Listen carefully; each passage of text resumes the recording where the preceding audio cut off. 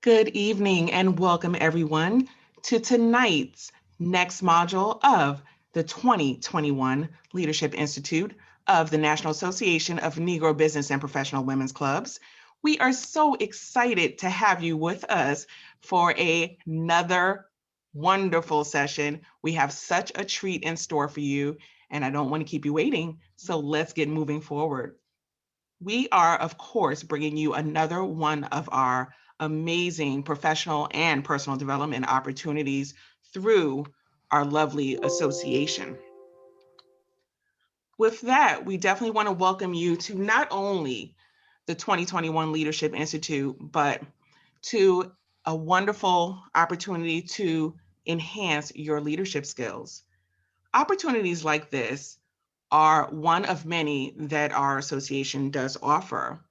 But opportunities like this are because of the brainchild of our dynamic leaders.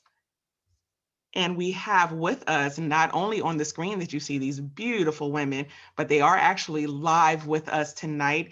They are taking part in our Leadership Institute. So you know this must be something serious. And the woman who is coming before us in a moment as tonight's presenter must also be something serious. So without further ado, I do want to announce or present to you our 24th National President, Sherelle T. Carper, as well as our National First Vice President, Dr. Latanya Conley.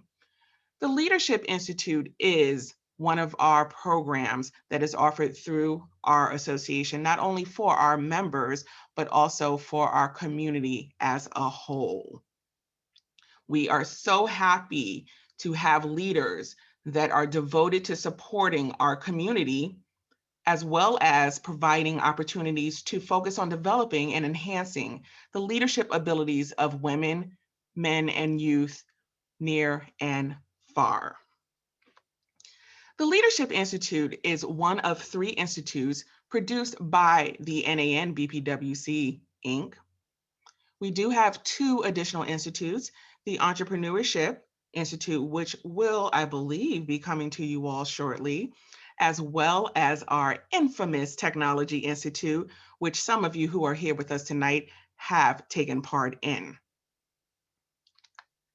Some of you have probably questioned, well, why am I here?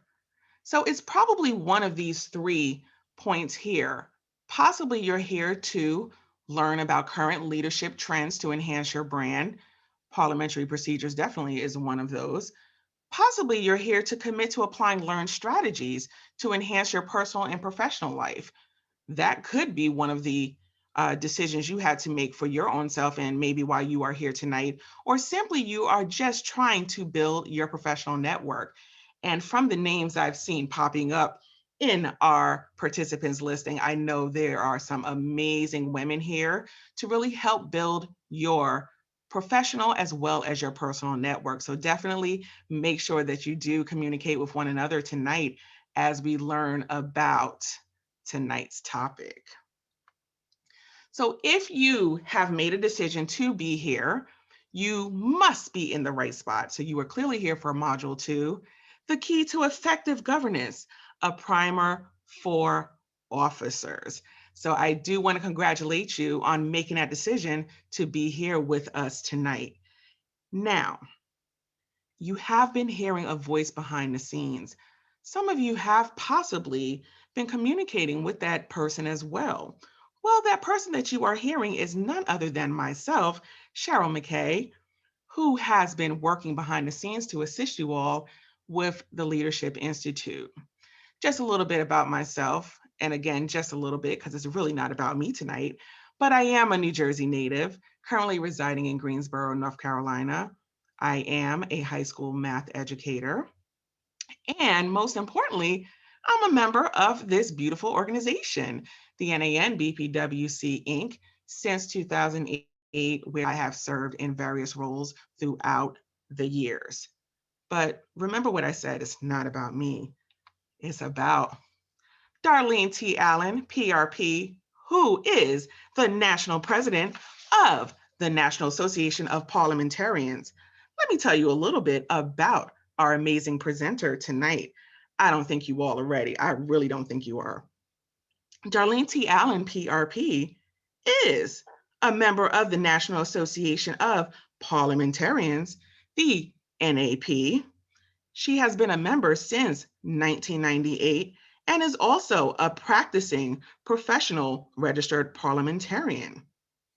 Darlene has served at all levels of the National Association of Parliamentarians.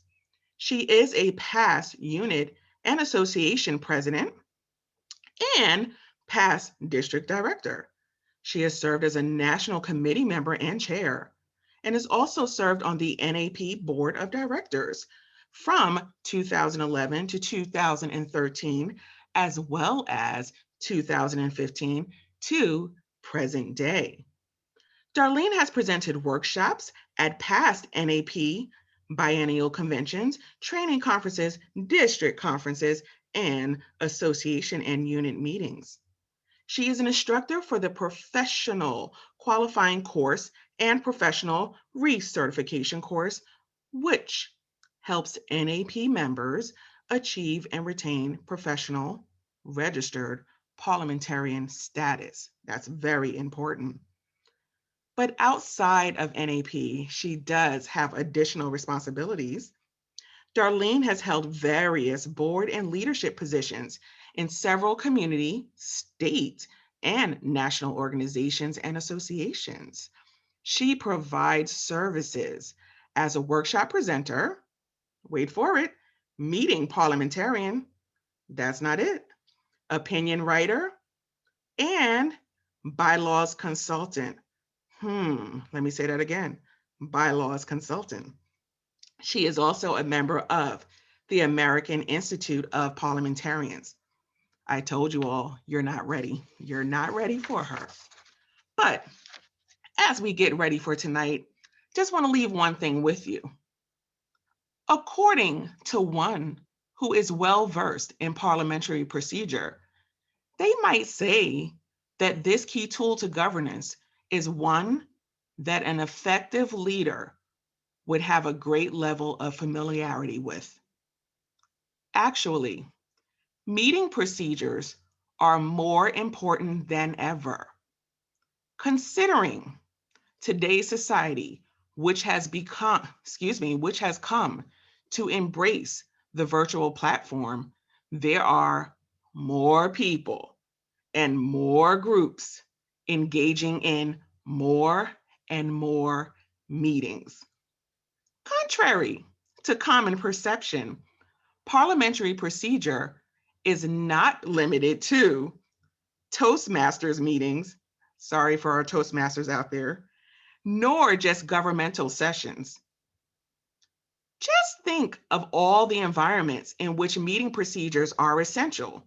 Let me name a few: board meetings, nonprofit or association membership meetings, governmental or legislative body meetings, school boards, city councils, county commissions, churches and synagogues, community associations like homeowner, condominium, and townhouse associations, civic and volunteer clubs like the Rotary and PTAs.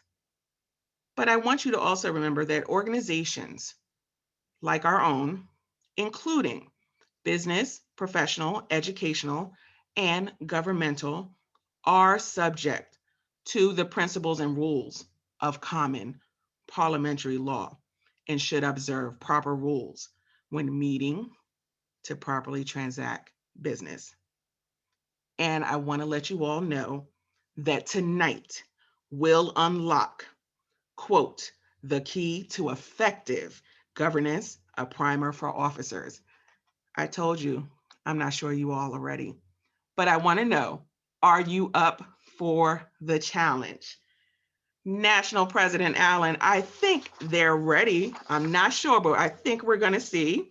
I do want to remind you all that if you do have a question for tonight's presenter, please make sure that you do leave it in the chat or in the Q&A. I think those of us who have been here before know the procedure, so make sure you drop those questions. And also, this is going to be an engaging session, so be prepared because President Allen is going to call some of you over to come on live with us. So get ready. President Allen, you have the floor.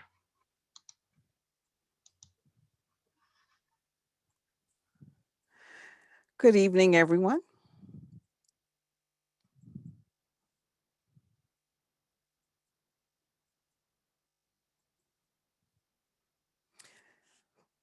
So as you heard Madam Moderator say, I am Darlene T. Allen, the President of the National Association of Parliamentarians. And before we get started, I just want to let you know that parliamentary procedure is something that you cannot learn in one session or one meeting. It takes time and it takes practice. And it's something that a lot of people don't particularly care for because they have been subjected to the abuse of parliamentary procedure. But hopefully tonight we'll be able to scratch the surface. And so you'll have a better understanding and you'll want to dig more into parliamentary procedure. So let's get started. So with this session, we're going to use it to talk about the principles of Robert's Rules of Order, newly revised, in parliamentary procedure. The subtopics will be the best time savers in Robert's Rules of Order, and we abbreviated RONR, member rights, succession planning, and virtual deliberative participation for online and electronic meetings. So I'm going to give you a little information about the history of parliamentary procedure and the 12th edition Parliamentary Procedure Basics, governing documents, meeting preparation, members' rights, presiding officers, and the best Robert's Rules of Order time savers, virtual or electronic participation, succession planning, and leave you with some next steps. So a little bit of history. General Henry M. Robert was Army engineer, part of the Army Corps of Engineers. And if you have ever been to Galveston and see the Galveston seawalls and the lighthouses, they were instrumental in building those. He attended a church meeting and was elected the chair. Some 12, 13 hours later, when the meeting was over, he said there's got to be a better way of doing this. And that basically is how we now have Robert's Rules of Order. And so with this picture, I just wanted to bring to your attention, we are now using the 12th edition of Robert's Rules of Order. Every 10 years or so, a new edition is released by the authorship team, the Robert's Rules Association. And in the picture, that's Martin Redgrave, who is a direct descendant of Henry M. Robert. He's holding the leather-bound copy. And in the Brady Bunch type pictures that we see on the left-hand side are the members of the authorship team and some members of our board that when we released the 12th edition at our national training conference on August the 28th. NAP was one of the first public groups that was allowed to have the release of the 12th edition prior to it becoming publicly available to everyone. So that was a big thing for us. And every 10 years we have it where we retire the previous edition and we have the current edition available for us. So it's a big deal. And if you don't have the 12th edition, you don't have the current edition. And it's the one that's the beige cover that's there. So when you need a break, you'll need to make the proper motion. So what is parliamentary procedure? It is parliamentary law combined with rules of order that work toward the orderly transaction of the business in meetings. Why? You want to conduct meetings effectively. You want to make decisions that are fair and consistent. When you use parliamentary procedure in the absence of common sense and common courtesy. So the principles of parliamentary procedure, you want to honor the will of the majority, the right of the minority to be heard, the protection of the rights of absentees. That's lots of times there'll be certain motion or certain actions that you want to take and notice is given. That's protecting the rights of absentees. Courtesy and justice for all, and you're going to consider one subject at a time. The governing documents that you'll need are your federal, state, and local laws. You need to be aware of them. Your corporate charter, the articles of incorporation, parent organization rules, your constitution and or bylaws, special rules of order, parliamentary authority, which is your rule book. Robert's Rules of Order is a rule book. Standing rules, which are your administrative rules. On the third Monday, we meet and we'll have dinner. And custom.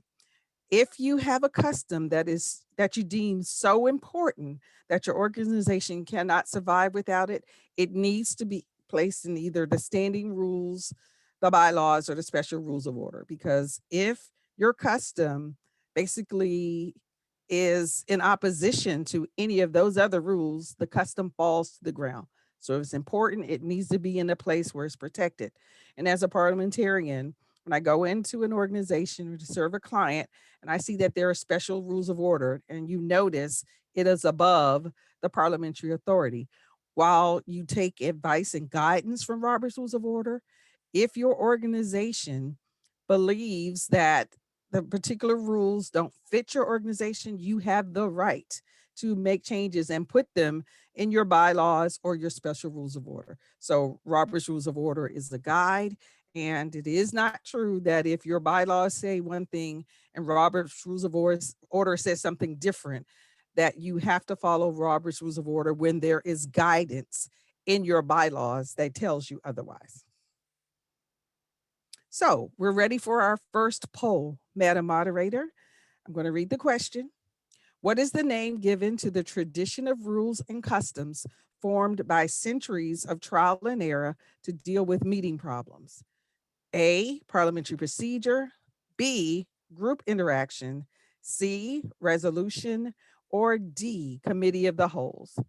Please launch the poll. Please make your choice.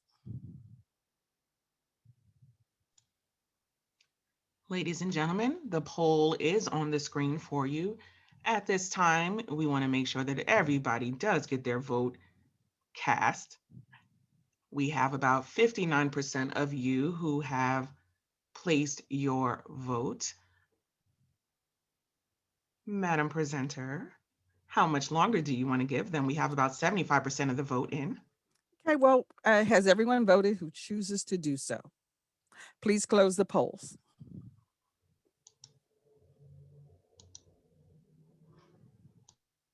So that there were 45, and notice I'm focusing on the raw numbers and not the percentage.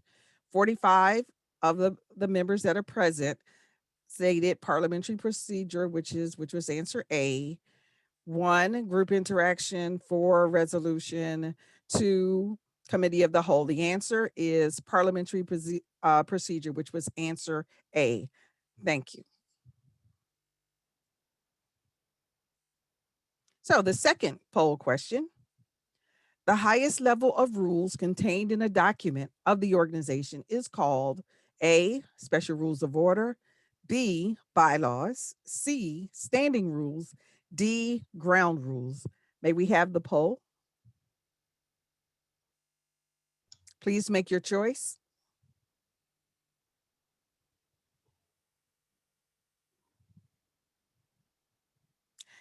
Have all voted who choose to do so? Madam Presenter, we have about 85%, 89%. Okay, please close the polls.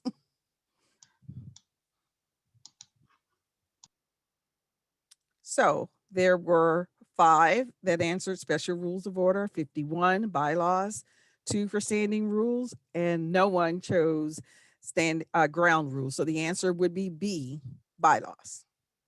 That's great.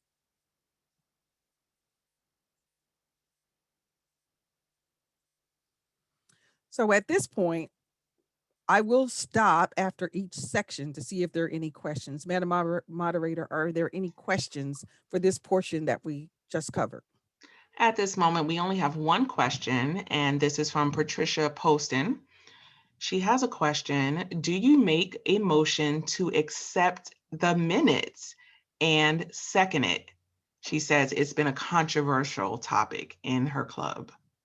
And I will answer that right now. You can make a motion to accept the minutes, and if the motion is made, you could have a second. However, the chair could use unanimous consent, and we're going to talk about unanimous consent a while later. But yes, you can make a motion to accept the minutes. Yes, a second can be there, and a vote can be taken, or the chair or the presiding officer can use unanimous consent. Madam Presenter, that is all that we have for now. Ladies, just to remind you, if you have a question, please place it in the chat or in the Q&A.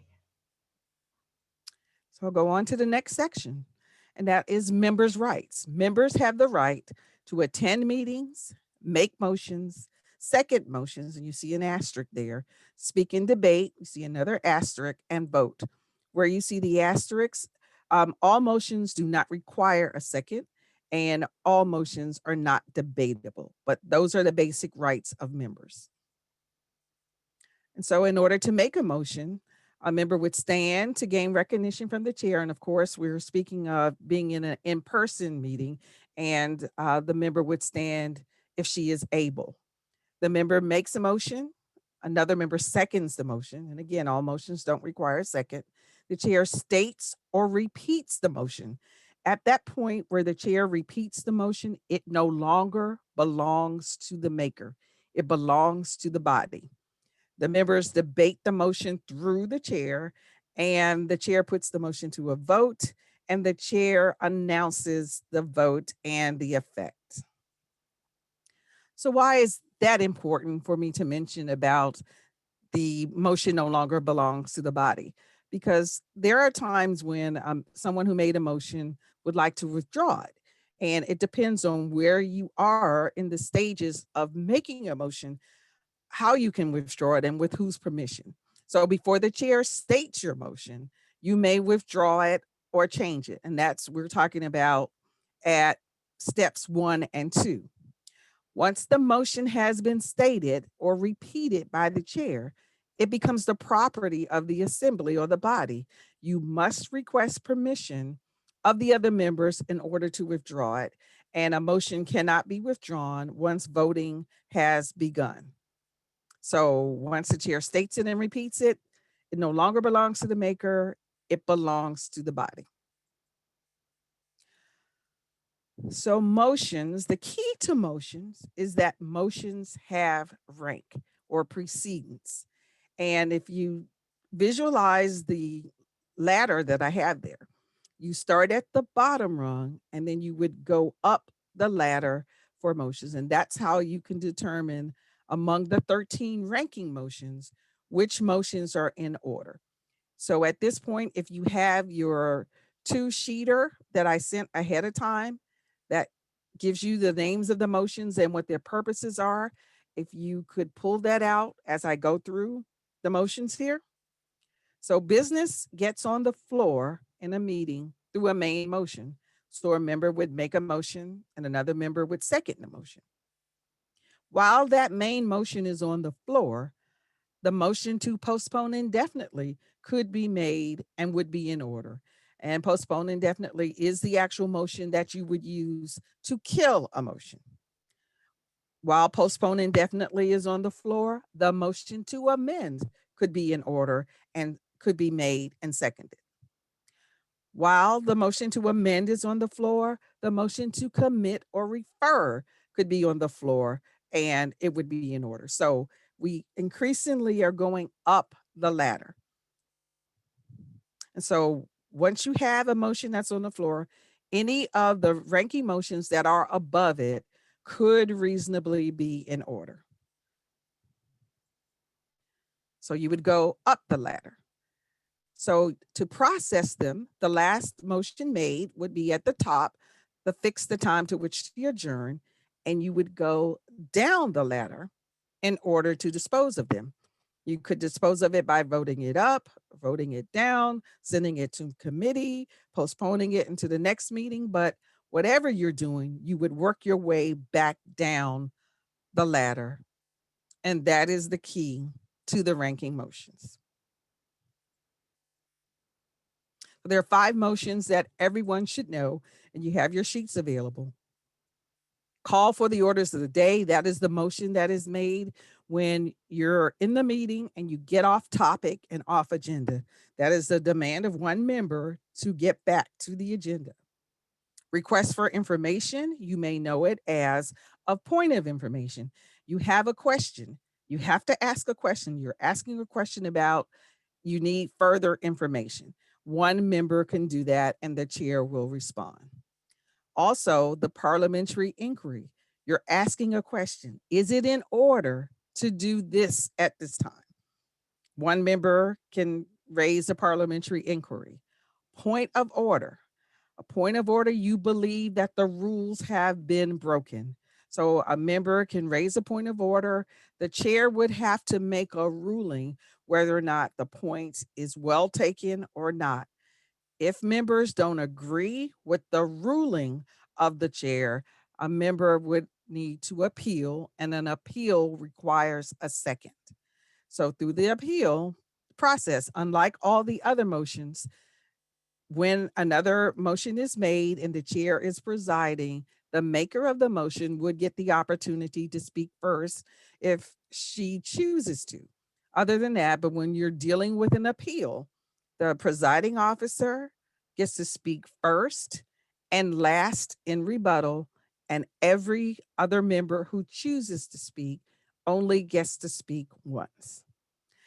And the motion that everyone seems to love, but is not always handled properly, is previous question, which is the motion you've heard it referred to as question, and it's the motion to stop debate. It's a two-part motion. First, the decision is made whether or not to stop debate, and then depending on that outcome, if it is adopted to stop debate, then you go straight to the pending motion that's on the floor. Now, a point about the stopping debate, there is no debate allowed for the motion to stop debate. So you're going to go to that and make the decision whether or not to stop debate. So it requires a 2/3 vote because it's taking away someone's right to continue debate on the question. Now, I said earlier that there could be several motions on the floor. If you're in a meeting and the motion to stop debate or calling the previous question has been placed and there's more than one motion on the floor, it is in your best interest to call the question on all pending questions. Because if you don't make that distinction, only the most immediate question that's on the floor, the question will be called for that one, and then you'll go back to the others. But if you want to dispose of them all and stop debate on them all, you would need to call the question on all pending questions. So let's talk about debate. Debate is equal to discussion. When you're entering into debate, you want to confine your remarks to the motion that's on the floor. It must be related to or germane to that motion. The maker of the motion can speak first if he or she chooses to speak. Sometimes someone makes a motion and they don't choose to speak to it, but they will get to speak first. But the presiding officer is not going to wait all day for you to decide that. You need to be in position to let the presiding officer know that you are willing to speak to your motion. Members can speak twice for 10 minutes each time to each motion if there is no rule or no motion on the floor to limit the speaking time. So for every motion in all of your meetings, every time a motion comes up, everyone that's present at the meeting could speak twice for 10 minutes. So that's basically 20 minutes. Each member could speak to each motion without any limits being placed on debate. And the other important thing is that you cannot speak a second time until the others who haven't had their first opportunity get to speak. So the chair has to keep track of that, and usually with the help of the secretary and other officers, and the parliamentarian is usually assisting also to make sure that everyone gets a fair opportunity to speak and have their opinion be heard. And I see the questions. I want to get through debate. So when you're debating, you want to refrain from attacking a member's motives. It is the issue, not the member, that's under debate. address all remarks through the chair. You want to just focus on the chair when you are entering into debate. You want to avoid using names, the member that just spoke, that sort of thing, because sometimes when you call a name, it presents a challenge to a member. And so you don't need to challenge them or have them or put yourself in an adversarial situation about a motion when you're just going to ask a question and it's the issue. So the maker of the motion cannot speak against his or her motion. If you made the motion, you can't speak against it. You should refrain from disturbing the body. Sometimes we're in meetings and someone has made a motion or has done something.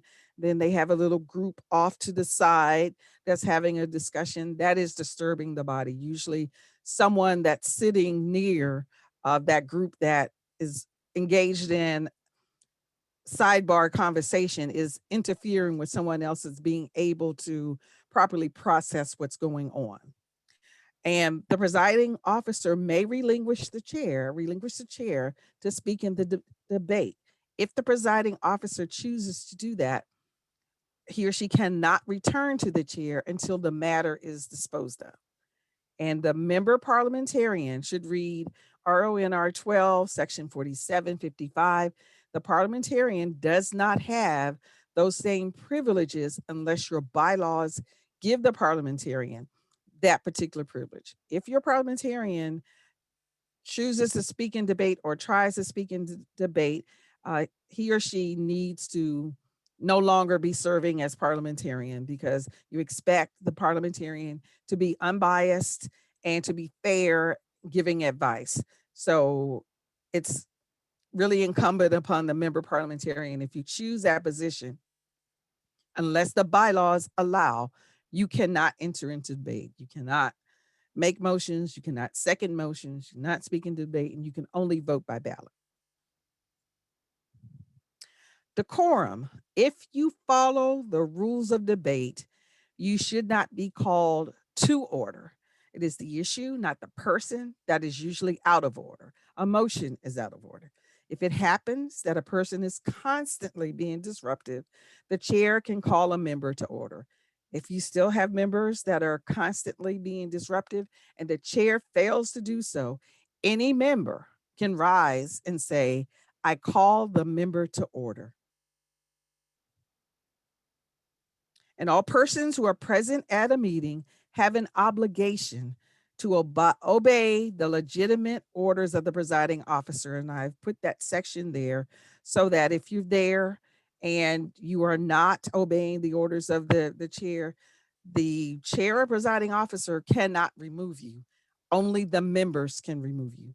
The chair can ask for a remedy, but the members will be who will vote to either have you removed from that particular meeting or that portion of the meeting. Only the members can do that.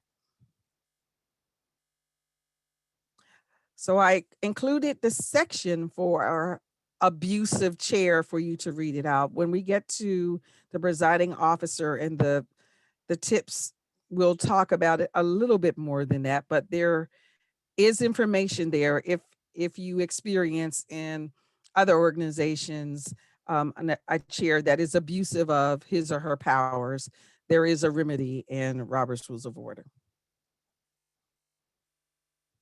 So we're going to take a poll and we'll be near the question and answer periods soon. So we're ready for the next poll. What is the next step after a motion is moved and seconded? A, the chair states the motion. B, the members debate the motion. C, the members vote on the motion. Or D, the member withdraws the motion.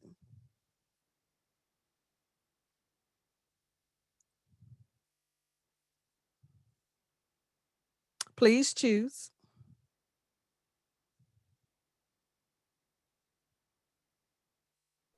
Have all voted who choose to do so? Madam Presenter, we have about 71% of the votes accounted for. Okay. Please close the polls.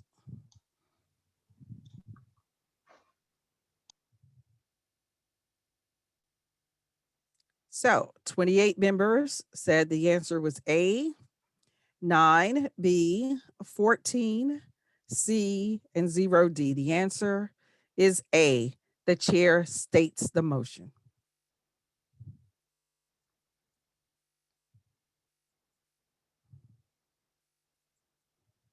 Poll number 4.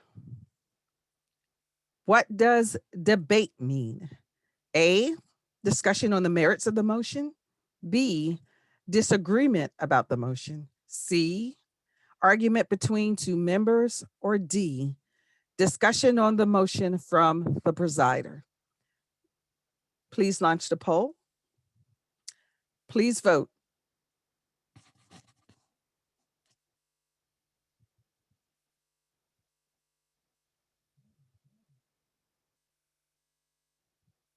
Have all voted who choose to do so? Madam Presenter, we have about 79%, 80% of the votes in. Please close the polls.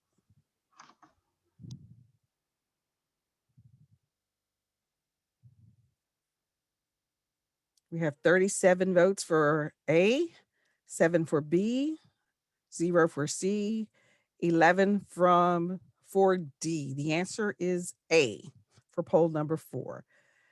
So discussion on the motion from the presider. I'll take this opportunity to say that the presider should not be discussing the motion at all. If the presider enters into debate, she has to leave the chair, or she has to leave from being the presider and move out into the audience.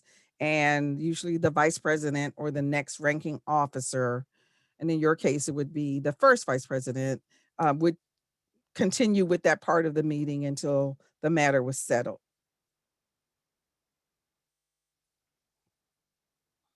Poll 5. In order to avoid personal attacks in debate, rules of debate require A, all members to be on time for the meeting. B, all speaking is directed to the chair. C, all speeches must be timed. D, all speaking is directed to the maker of the motion. Please launch the poll.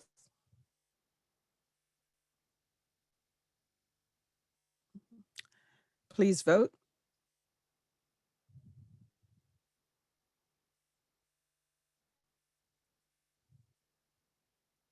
Have all voted who choose to vote? Madam Presenter, we have about 6% of the votes in. Please close the poll.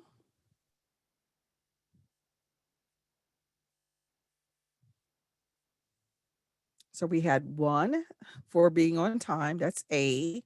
For B, we have 45, C, 4, D, 1, and the answer is B. All speaking is directed to the chair.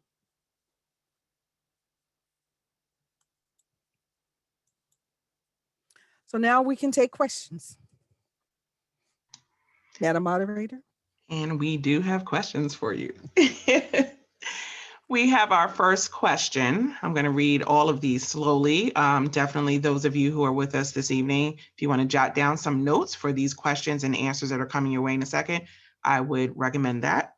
The first one is from Alma Scott Busack, and she would like to know, can you skip rungs in the ladder? Yes, you can. The important thing about skipping the rungs in the ladder, and again, if you're visualizing the ladder, if I go from the main motion to previous question, and the only other motions that would be in order would be the incidental motions, and that's on side B of the sheet, or anything that's above the previous question. So yes, you can skip. You just need to realize where you are in the order of motions. We have 2 questions from Gina Stewart, and she would like to know, I'll ask this one, hopefully this won't be too much. Can you give an example? I'm ready for this one. Can you give an example of how to handle a person being out of order? Okay. So we're at a meeting, and let's just say you have a member that always has to just get in on the conversation. They were in a meeting and we were having discussion, and Madam Moderator, she's been recognized to speak. The chair is listening to her, and Member Paul jumps up and wants recognition when she's in the middle of speaking. Well, he's interrupting her, and he has to wait his turn until he's been recognized. The chair would remind Member Paul that Member Cheryl, or the member and that has been recognized ahead of you, is speaking, and that you will be recognized when this member is done. And so he gets up to interrupt again. You will remind the member Paul about decorum, and that he has not been recognized to speak. And then he does it a third time. It's just like life. It's 3 strikes, you're out. Usually, most when you do this, it's usually you give someone an opportunity. You've said it to them once, you've repeated it, and at the third time, member Paul, you have repeatedly interrupted when member Cheryl has been given the floor to speak. You will need to have a seat. I call the member to order. So it ends up like that. If he continues after that point, then the chair would go to the members. I have repeatedly requested that the member not interrupt and to sit down. The chair seeks a remedy from the member. So at that point, the members have to decide what we're going to do about member Paul. Usually you want him to be excluded from that portion of the meeting. It could be for the rest of the meeting. Is usually you can't take membership or something like that, but you're showing your displeasure with his behavior, and he's been asked several times to bring himself under control. Okay, and we'll come back to Gina's second question. We have a question from Renee Morgan Freeman. She would like to know, is the 10-minute rule mandatory, or can a time be established prior?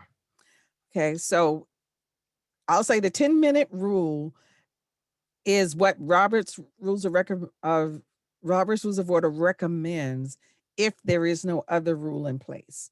So if you are in a meeting and there is no rule in place, you would be following Robert's Rules of Order, which is 10 minutes each time. If you don't want it to be 10 minutes each time, you could have already, as the ground rules for the meeting, established that we will speak 2 minutes or 3 minutes. So it would have already been a part of the rules that would have been adopted by the members. But most people, when they find out that it's 10 minutes each time, they usually limit the time for speaking. So it's only mandatory if you don't have anything else in place. All right, we have another question. Sadell Gates would like to know, under what circumstances are motions not seconded? Okay, so there are certain motions. If you have your sheet that we're talking about, so there are certain motions that don't require a second. So there are some of the incidental motions which are on side 2, point of order, request for information, call for the orders of the day. Those sort of motions only one member can make, needs to make them. So those are the types of motion. So do you have your sheet handy? The All sheet? right, so Okay. ladies, we did provide you with your pre-reading the other day, so please make sure you have that handy. I think that's going to assist with this discussion. And we do have 2 more questions. Well, Sure. actually, we have a couple more. I don't want to keep you. Okay. Shirley Spears would like to know, is it necessary for the chair to ask for motions on a topic, or can a motion be made at any time? Okay, so a motion, business should only come before the body because a motion was made. So that's how business comes before. So if you're looking at the bottom of the rung on the ladder, a main motion is how you bring business on the floor. You don't want to get into the habit of just discussing things and there is no formality or finality to the discussion that you're having. So there Okay. should be a motion on the floor if you're having discussion. Now, every now and then, or shall I say rarely, will there be an instance where you're having some sort of discussion and there is no motion on the floor, but I would say 99% of the time, there is a motion on the floor, and that's why you're having a discussion. Okay, we do have a question from Cynthia Farmer Streeter, and she has a couple questions for us. If club bylaws do not speak to committee process of something shared in a public forum, what can a club executive board use for assistance? So she's going to need to be more specific. Is the committee meeting in executive session? Cynthia, is it okay if we bring you on live? Because I see you have a couple of questions and we would love to get that information. So I hope you're prepared. I'm going to bring you on impromptu, bring you on live.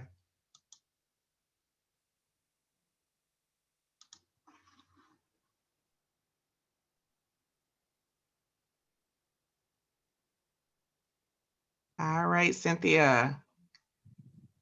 Can you hear me or see me? Yes, we can hear you. I think you're a little low. Okay, better. Yes. Yes. All right. So the question is in reference to a committee is doing work in some business in relation to the club, and we're about to put that work out to the public forum. And I'll be specific. For example, our scholarship. And so my question is, it kind of came up recently, does the committee brought their report before the executive board and a member said, would you like to move your report? Well, they said, yes, we'd like to move it, and someone seconded it. But then someone on the committee wanted to say, well, we didn't need to do that. It's just pro forma. The committee should just be able to share at the executive board and then bring it before the body. But and I, as presiding officer, did it, just sat quietly. I had my parliamentarian, and we've had this in other instances where committees have reported, and sometimes it's called for a motion to receive the report, and other times not. A later question I wrote was, obviously it also involves finances because it's a scholarship. So I guess it's sort of two-part. In general, should a committee report be received by the executive board through a motion and second approval, or is it only if it was money? Okay, so I'll say in general, when the agenda is set up and the agenda is set so that the committee reports, the committee, you don't have to make a motion to receive a committee's report. Okay. Never at any time. So that the agenda is set so that the executive board is expecting a report from the committee, correct? Yeah. Yeah. Okay. So at that time on the agenda, the committee would report. You don't ask to have it received. It is included on the agenda. The committee would report. If there is a motion that the committee wants to have adopted, as long as it's a committee of more than one person, the committee can move the motion, such as you said, the financial committee. On behalf of the financial committee, I move, that's a person reporting, that $25,000 be placed in this particular fund. So you want an action. So you're coming forward with the report with an expectation that an action will be taken. And so if that's the case, because usually the larger body has to make a decision whether or not, well, maybe they don't want it to be $25,000. Maybe they only want it to be $20,000. But the point is, you are giving your report to the body that has the authority to adopt it, to reject it, to amend it, to send it back to committee. But it is expected that the report is given, and you don't have to add that extra space of making a motion to receive the report. You give the report, because once you've already given it, it's a moot point, because receive really means to hear the report. Okay. I've got a slide on committee, so we'll talk about it a little more when we get Thank you. there. Mhm. And Cynthia, I know that you had a couple more questions, so we've given you VIP access. So why don't you just present those other questions to our lovely presenter? Okay, at this time? Sure. Yes. Okay. Trying to open from what I emailed you. The other one was, who in a club can determine course of action if an approved determination, if the bylaws do not speak to it, such as, would that be the club president? And I would say that in all meetings of the club, it is up to the members. So if your bylaws don't speak to it, your next option would be to go to your parliamentary authority, which would be Robert's Rules of Order, if that's your, and so you would get guidance from there. But the president, presiding officer cannot arbitrarily make decisions because it's the body that votes for it. So if it's something that the body has to vote for, uh, it has to come before the body, and the president can't make arbitrary decisions. Okay. It was, for example, maybe I'll be a little more specific. Yeah, The okay. delivery of an award. Mhm, So the body had voted on someone should get an award, mhm. and but what was not clear was, okay, so how are we going to take this award and get it to the awardee? Okay. So that's where the bylaws talk about, we're going to do this award. We voted on it. Jill Johnson got the award, and then it was, okay, now what? And so the authority to see to it that the award got to the person lies with whom? And you're saying the bylaws are absent, are silent on that, Yes, is what you're saying? yes, the And bylaws are silent.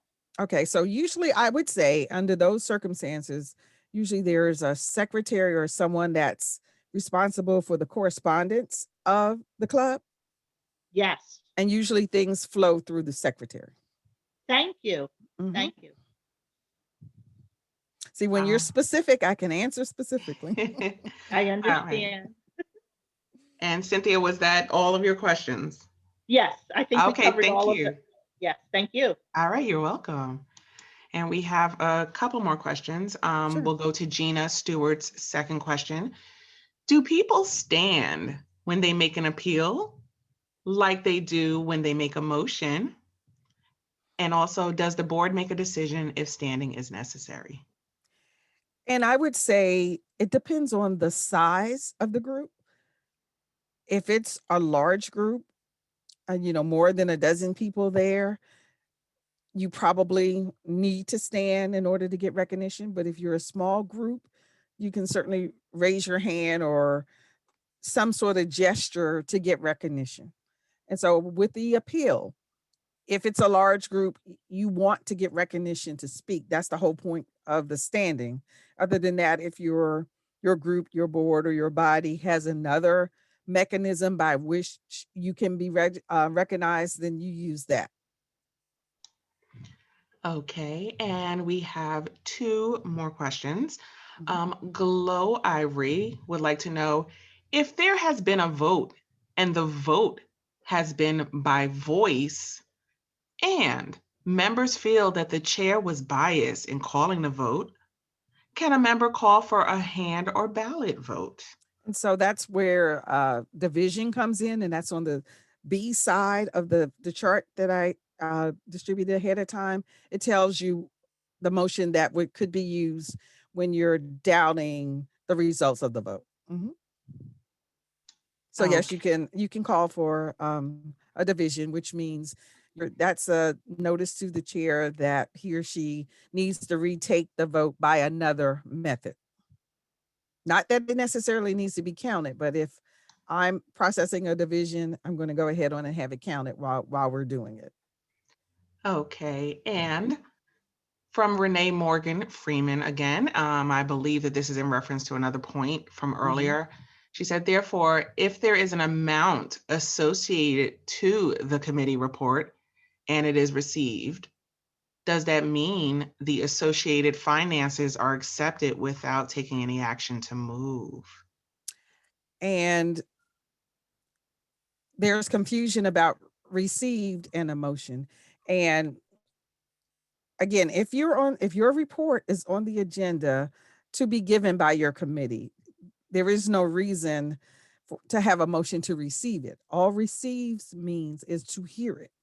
Your committee is already scheduled to do it. If at the end of your report, you have a specific action that you want to be taken, a motion should be there. And you should write the motion in the report so that everyone knows once the committee is finished with this, they're going to propose a motion. And the motion is not to receive the report.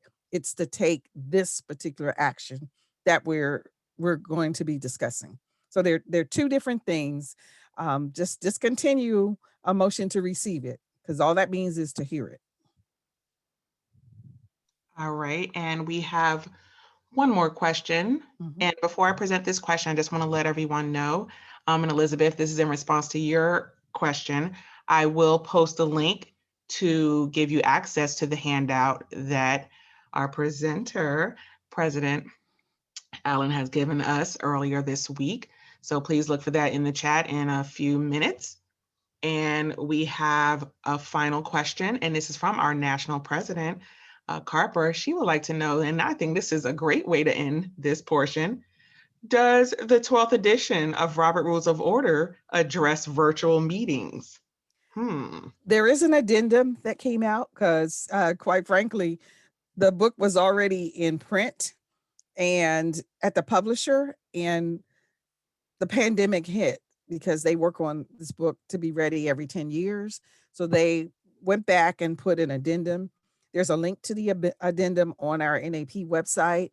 And there's also at the Roberts Rules Association, a link to the additional rules that they've added concerning electronic virtual meetings. So yes. Mm-hmm. And President Allen, that is all of our questions for right now. All right, thank you. We'll move on. So the presiding officer and the best RONR time savers. So meeting prep, what happens pre, during, and post the meeting. You may think, oh, that has nothing to do with parliamentary procedure. It has everything to do with parliamentary procedure. How prepared you are basically guarantees the success of your meetings. The presiding officer wants to be familiar with the rules and the governing documents.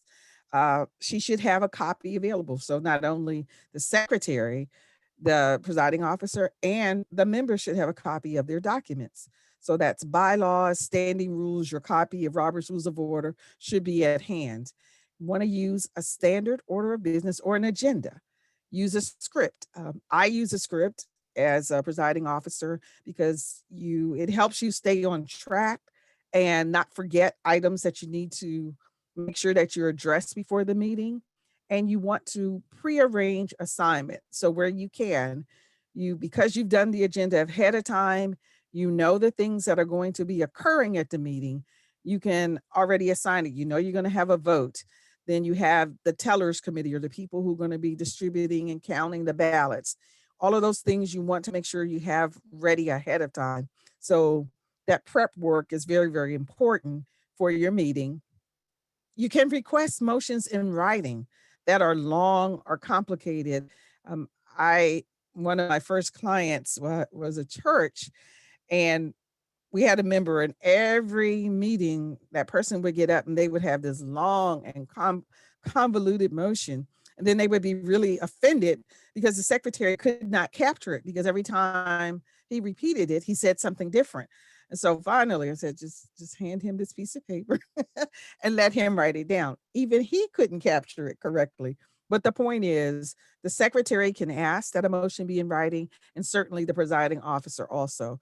That will help, and that way you're able to repeat, because remember, the presiding officer needs to repeat what the motion is on the floor.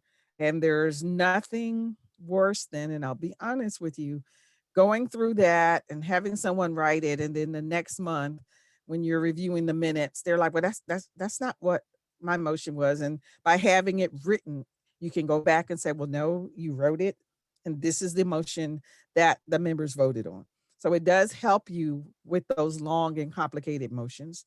And the presiding officer should be alternating between pro and con. So if your members are getting recognition to speak, someone who's speaking in favor of the motion, then alternate to someone who speaks against it. What that does is it eliminates 10 people back to back speaking for a motion, and it doesn't appear that there's anyone that wishes to speak against. You want to make sure that that balance is there, because the presiding officer cannot stop debate. Only members can stop debate.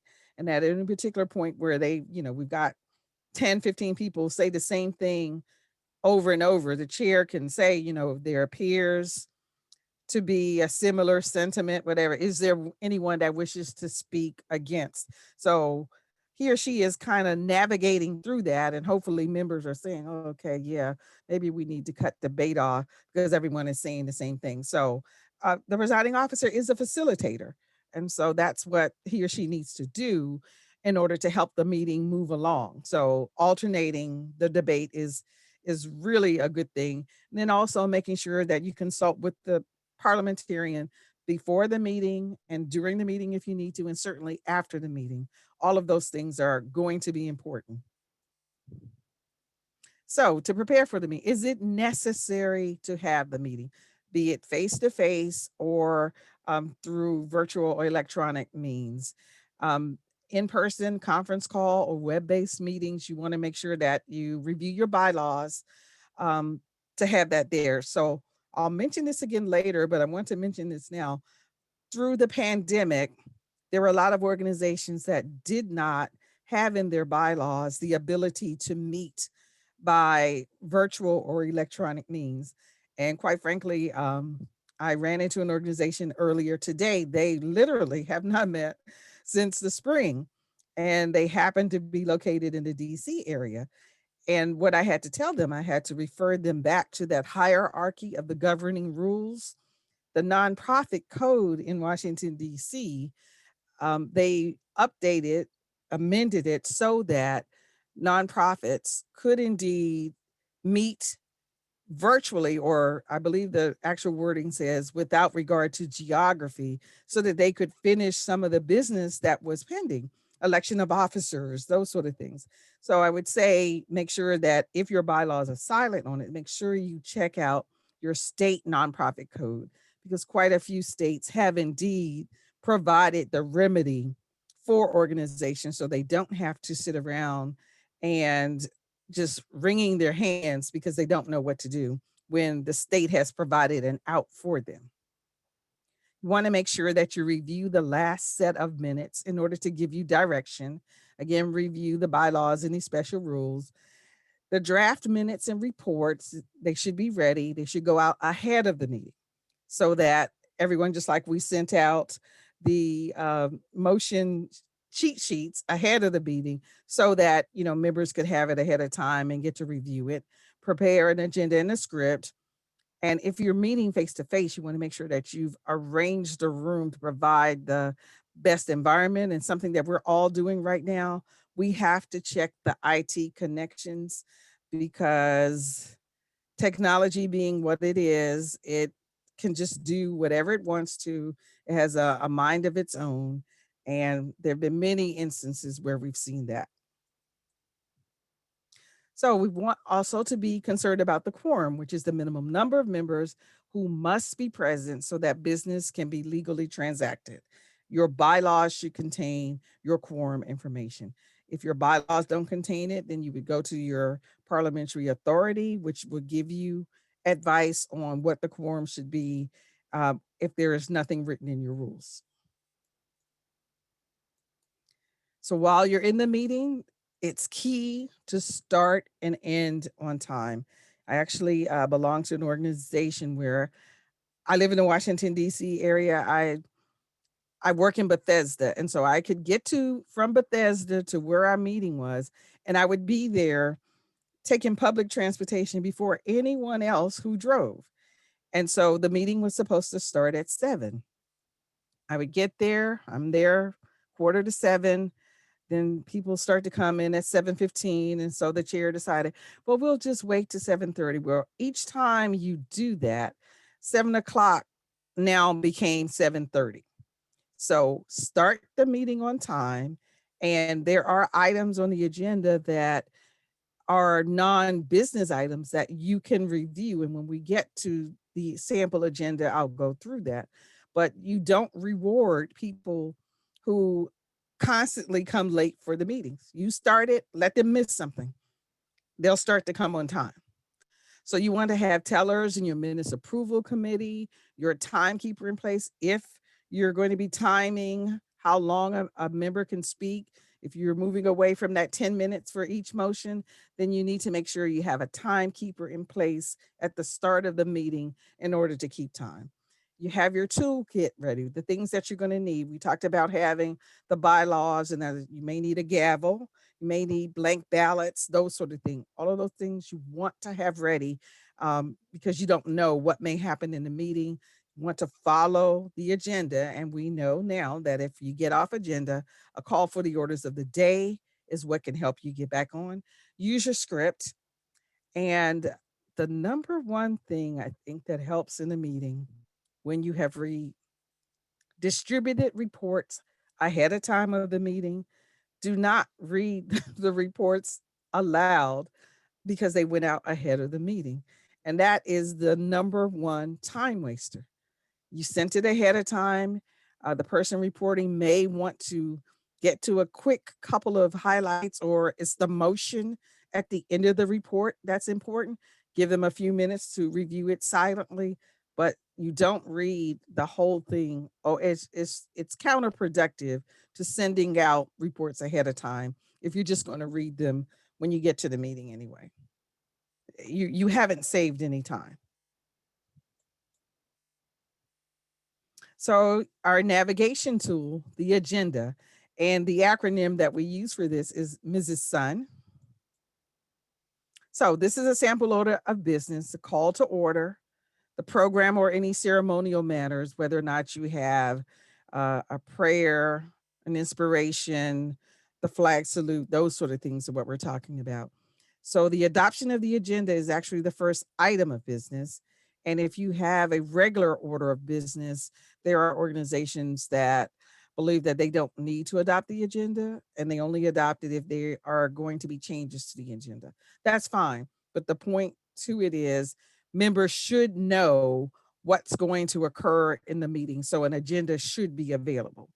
So approval of the minutes, and that's the question that came up earlier from the previous meeting. You can do it by unanimous consent, or a motion and a second can be offered. Reports of the officers board and standing committees, the report of the special committees, special orders. Special orders are those items that are listed in your bylaws that say it must occur at a certain time, such as the nominating committee must be elected in April. Those are the sort of things that are time dependent and they're listed in your bylaws.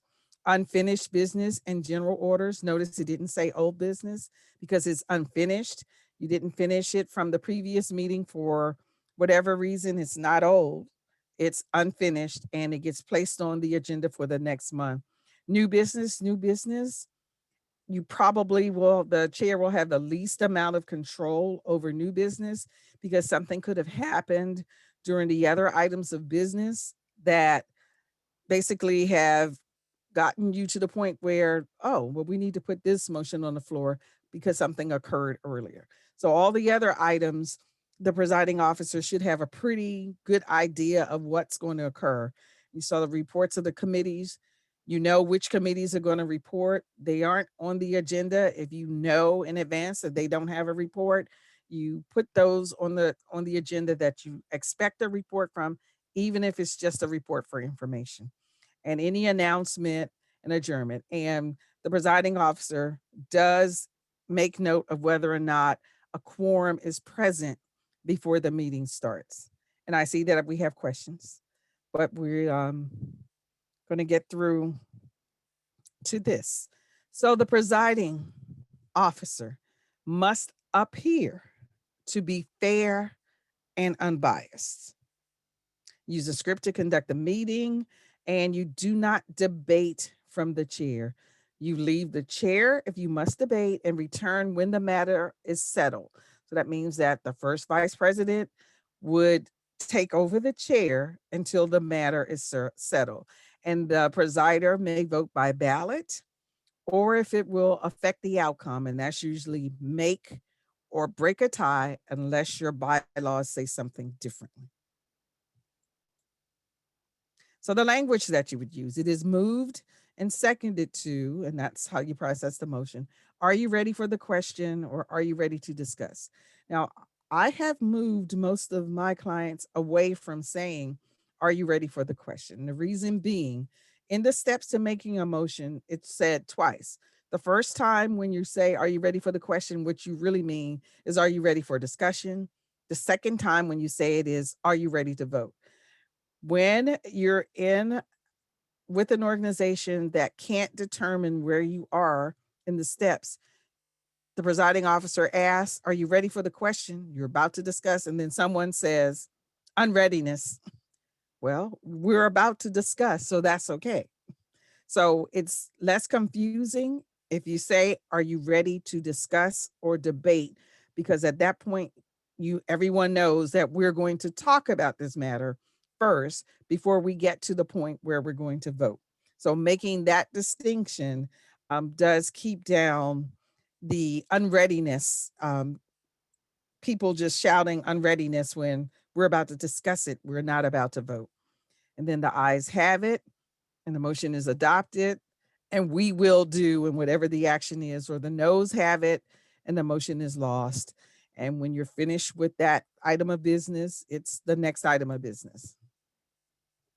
So you can save time by using these particular motions, refer to a committee, and that's on the ladder with the ranking motions. Postpone definitely, unanimous consent, and previous question. I'll take a minute to talk about refer to a committee. There are often times where a matter is brought before someone has brought a matter up, a motion's been placed on the floor. You will not be able to decide that matter during that meeting. There are too many questions.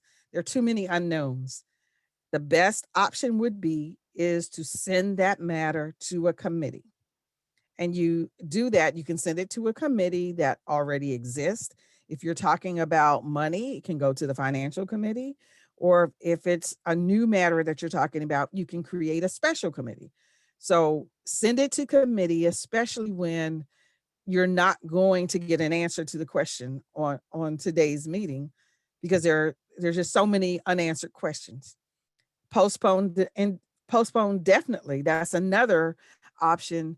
Someone has reported and they've gotten a little more information, but you still need more information. You could postpone that report until the next meeting.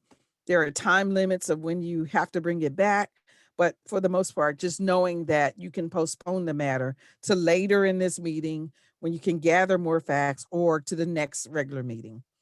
Unanimous consent, and we talked about previous question, and I'm going to skip ahead for that. So through all of this and with the presider, there is the notion that there are some presiding officers that abuse their authority. And so Robert's Rules of Order does have that in the sections where the presiding officer would need to relinquish the chair. And then also the members would have the ability to remove the presiding officer for one session or one meeting. So those things are there in Robert's Rules of Order, and the steps by which you could do it are listed there. And so let me take the questions right now before I get into voting, because I've got about 5 more slides about voting. Okay, we do have a question from Kanisha Jones. Mhm. If reports or minutes are sent out in advance, do they have to be reviewed during a meeting? Or can a motion be made to accept the reports or minutes as presented? And that's exactly what you're going to do. Um, What I find, and actually I had this experience on Monday night, I'm a firm believer that if the minutes came out ahead of time and if my name is misspelled, I should be able to tell the secretary, my name is misspelled. Could you correct it? It should not have to wait until we get into the meeting. A lot of people literally, they take it literally, and so they feel as though they can't do anything unless they're in a meeting.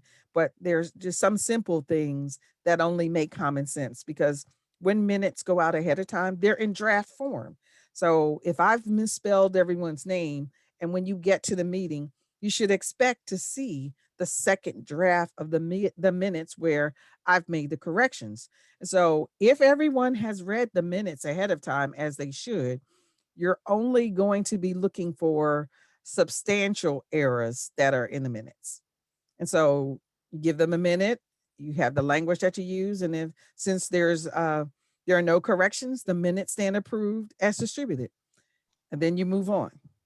But sending the draft out ahead of time kind of gives the secretary and the presiding officer a heads up on how much time needs to be spent on the minutes.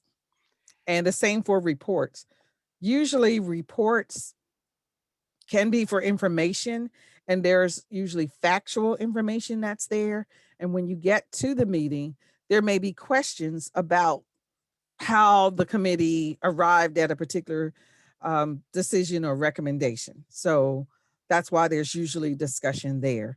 And again, if there is a motion there that the committee wants action for, they are reporting to the body that has the authority to adopt, reject it, send it back to committee, amend it. So there's usually time spent discussing a committee report, but a well-written committee report usually doesn't take a lot of time. And I think you're going to like this next question. Should all clubs have a parliamentarian available? Yes, they should, without a doubt. But it takes a little practice to be a parliamentarian, in the sense that not only knowing Robert's Rules of Order, but also knowing how you and the demeanor of the parliamentarian. So many organizations have a member parliamentarian, as I stated earlier, and they're making motions and doing all those things that, unless the bylaws give them that authority, the parliamentary authority says you basically are a silent partner. So they don't perform the job of a parliamentarian correctly. And you know that in my bio that I am a member of AIP. I remember one annual meeting that we had, and we removed the parliamentarians several times because they forgot that they couldn't debate, and so we just removed them and put another one in place, at that particular meeting, until we found someone who understood, if you're going to serve as a parliamentarian, you can't make motions, you can't debate. There are things that you cannot do as a parliamentarian. So yeah, you can be removed if the members are so inclined to do so, and you can't perform your role as it was anticipated. Wow, wow. I'm learning so much tonight. If you lose your quorum, can you continue with the meeting? You can continue with the meeting. And the thing is, once the point has been made that through a parliamentary inquiry or a question was asked, at that particular point, you should not entertain any votes, because it has been brought to the presiding officer's attention that there is no quorum, and so any actions that you take after that point should be null and void. At that particular point, you can get on the phone and try to get someone to come back or that sort of thing.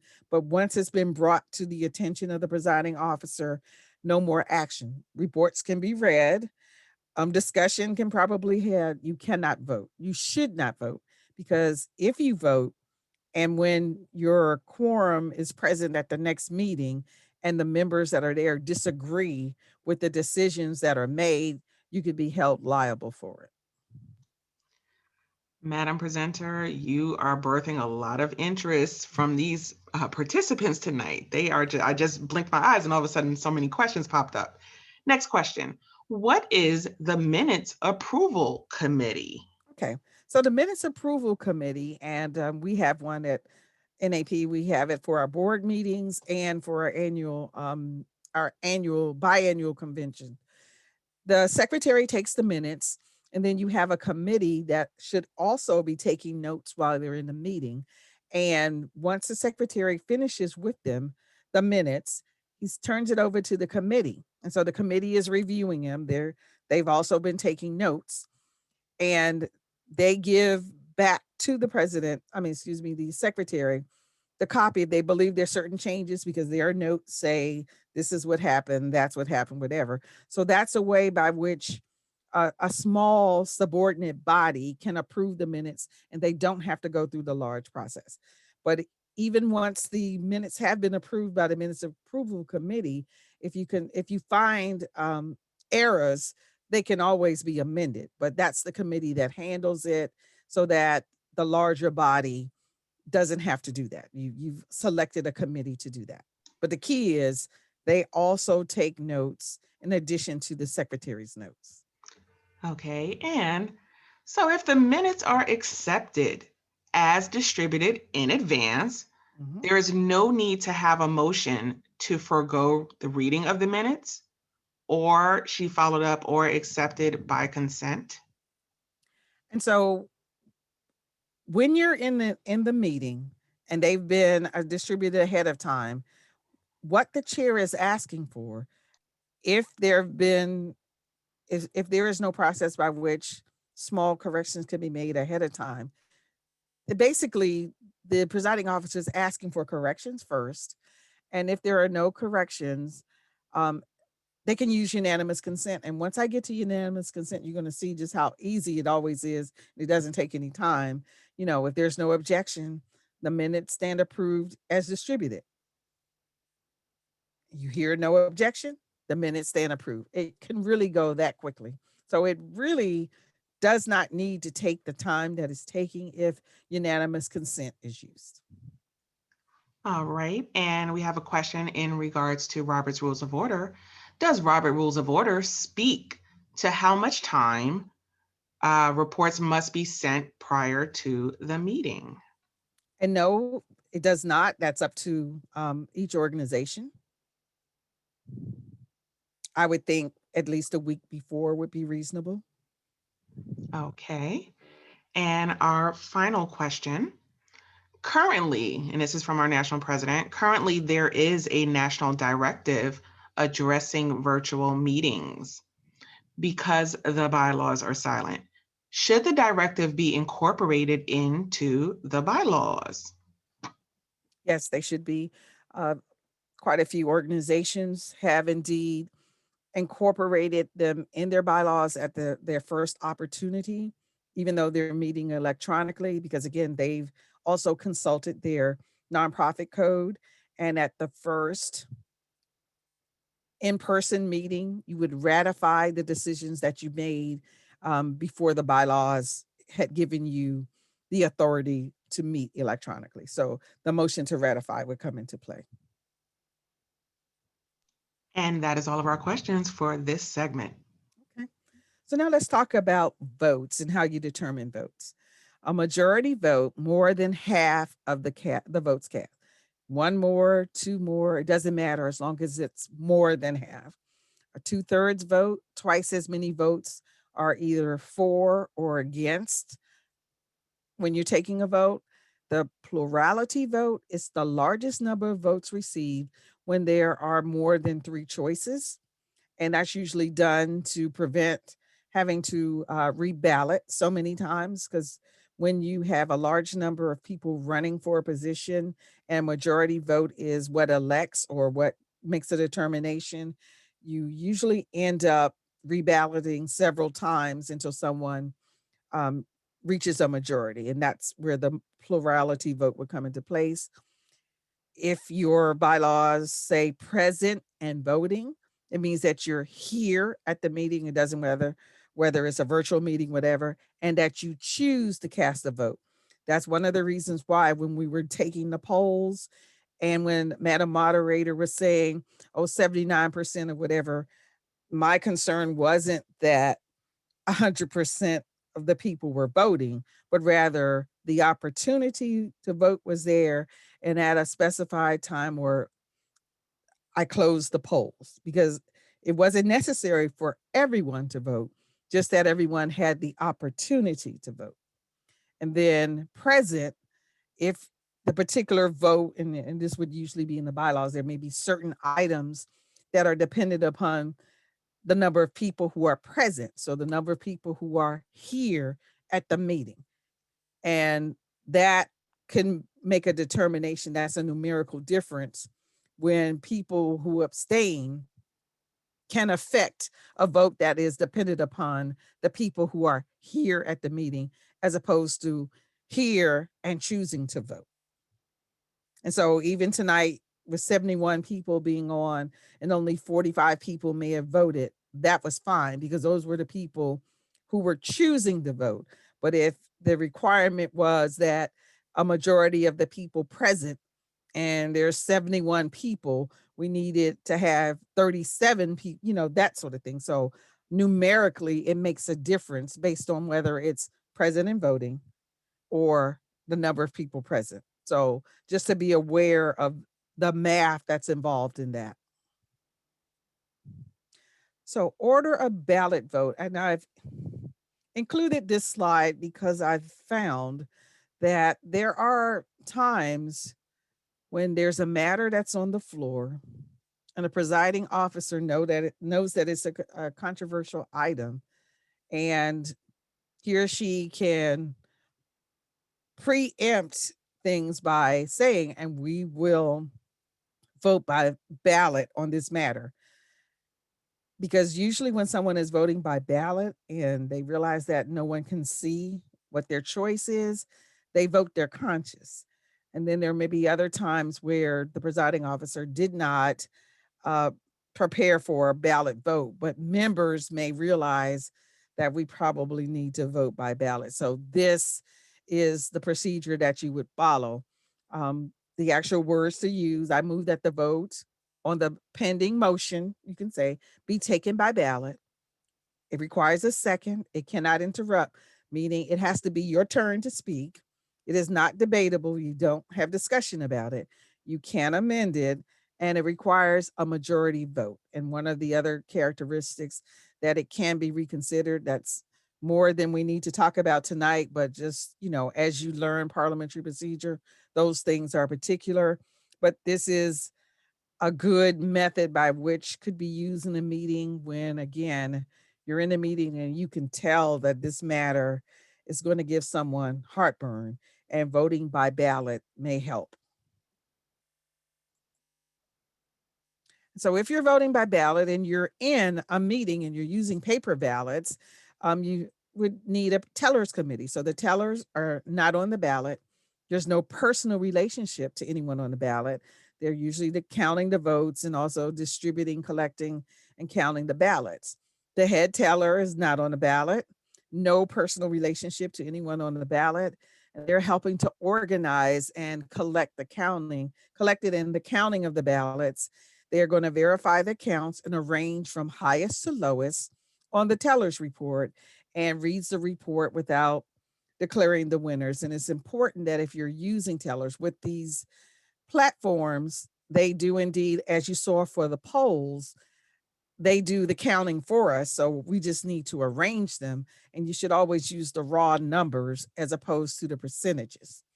So when you're having physical ballots being counted, a couple of the tips that I'd like to share, if we ever go back to paper ballots, never print on white paper.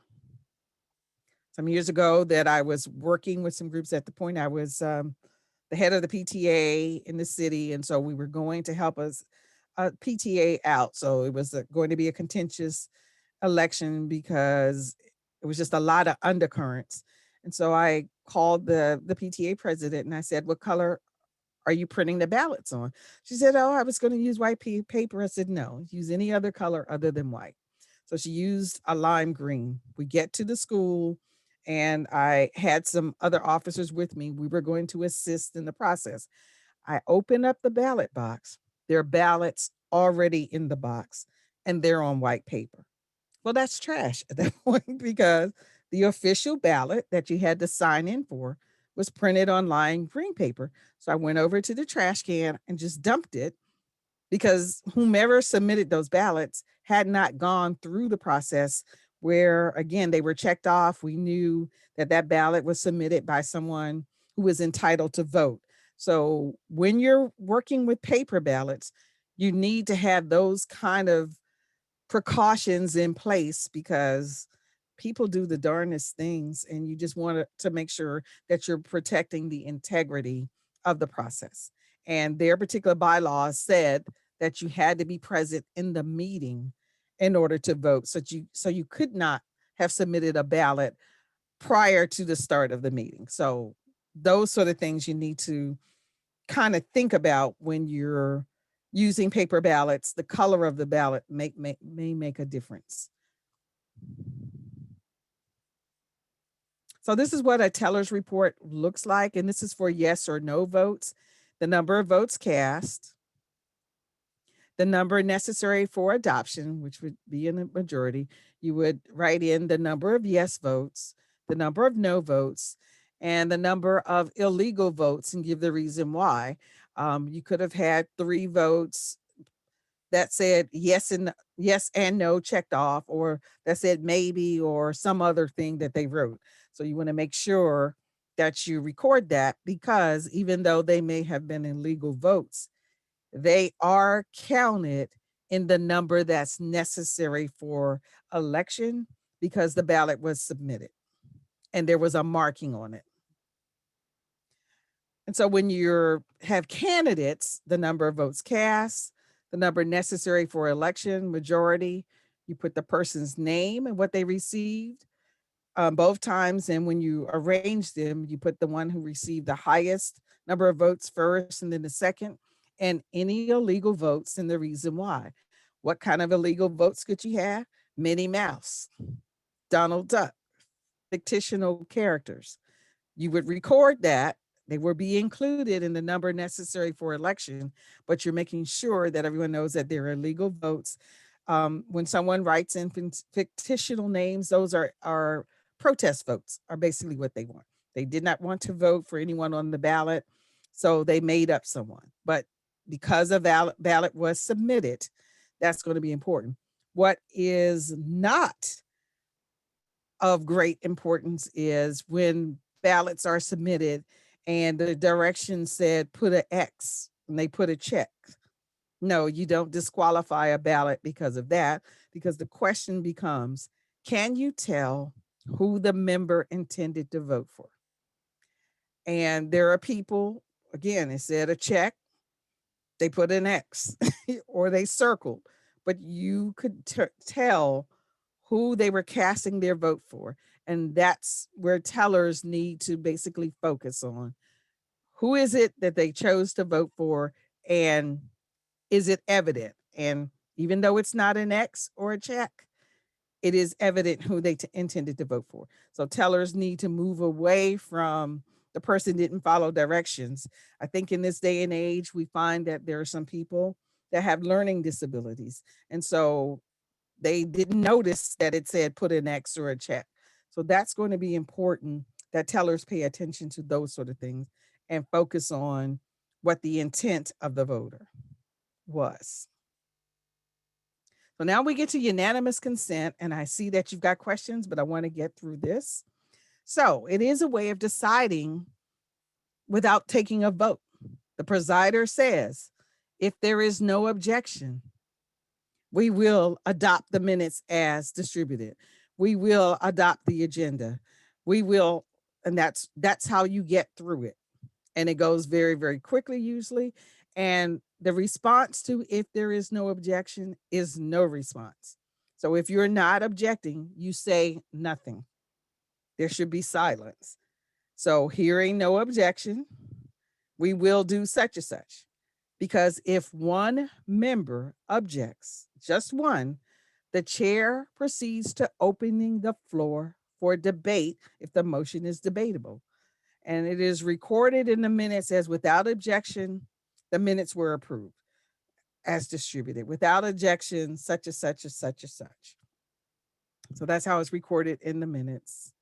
So what if there is an objection? Again, I object is what the response is. The chair will assume the motion and starts with step number 4 in the steps to handling a motion. So the members debate the motion through the chair. The chair puts the question or the motion to a vote, and then the chair announces the results of the effect. So that's how, even though minutes and agendas went out ahead of time and they're up on the agenda and someone wants to discuss, or there's no need for you to ignore it or rush through it, because using unanimous consent will allow you to quickly move through non-controversial items. So let me stop here and take any questions. All right. We do have a question from our National First Vice President. Okay. Dr. Conley would like to know, should the presiding officer always call for abstention in a meeting? No, you have not heard me discuss abstentions at all. You've never heard me say that word tonight, right? No, not at all. Unless your bylaws require it. No. If you choose not to vote, it's your personal choice. It is not recorded in the minutes that you abstain, that we're not going to ask you for abstentions. When you vote on election day, they don't say there were 81 million for Mr. Biden, 77 million for number 45, and 2 million abstain. They never told you how many abstained. You don't mention them because it's as if they aren't there because they're choosing not to vote. All right. We do have another question. In a virtual meeting, and this is from Allison Corby, in a virtual meeting, can Zoom polls be used as a ballot? Also, can a chat box be used to do a vote? And the answer to both is yes. With the Zoom polls, I believe that the host and the co-host cannot vote unless they corrected that. The panelists can vote. So you Okay. are completely correct. Depending on your settings, and I know a lot of times people Right. don't pay attention to that, but if you can see right now, President Allen is just a panelist. She is not a host or a co-host. So she is able to vote in her own polls if I do select that option, but I cannot vote. Right. And so that's the issue.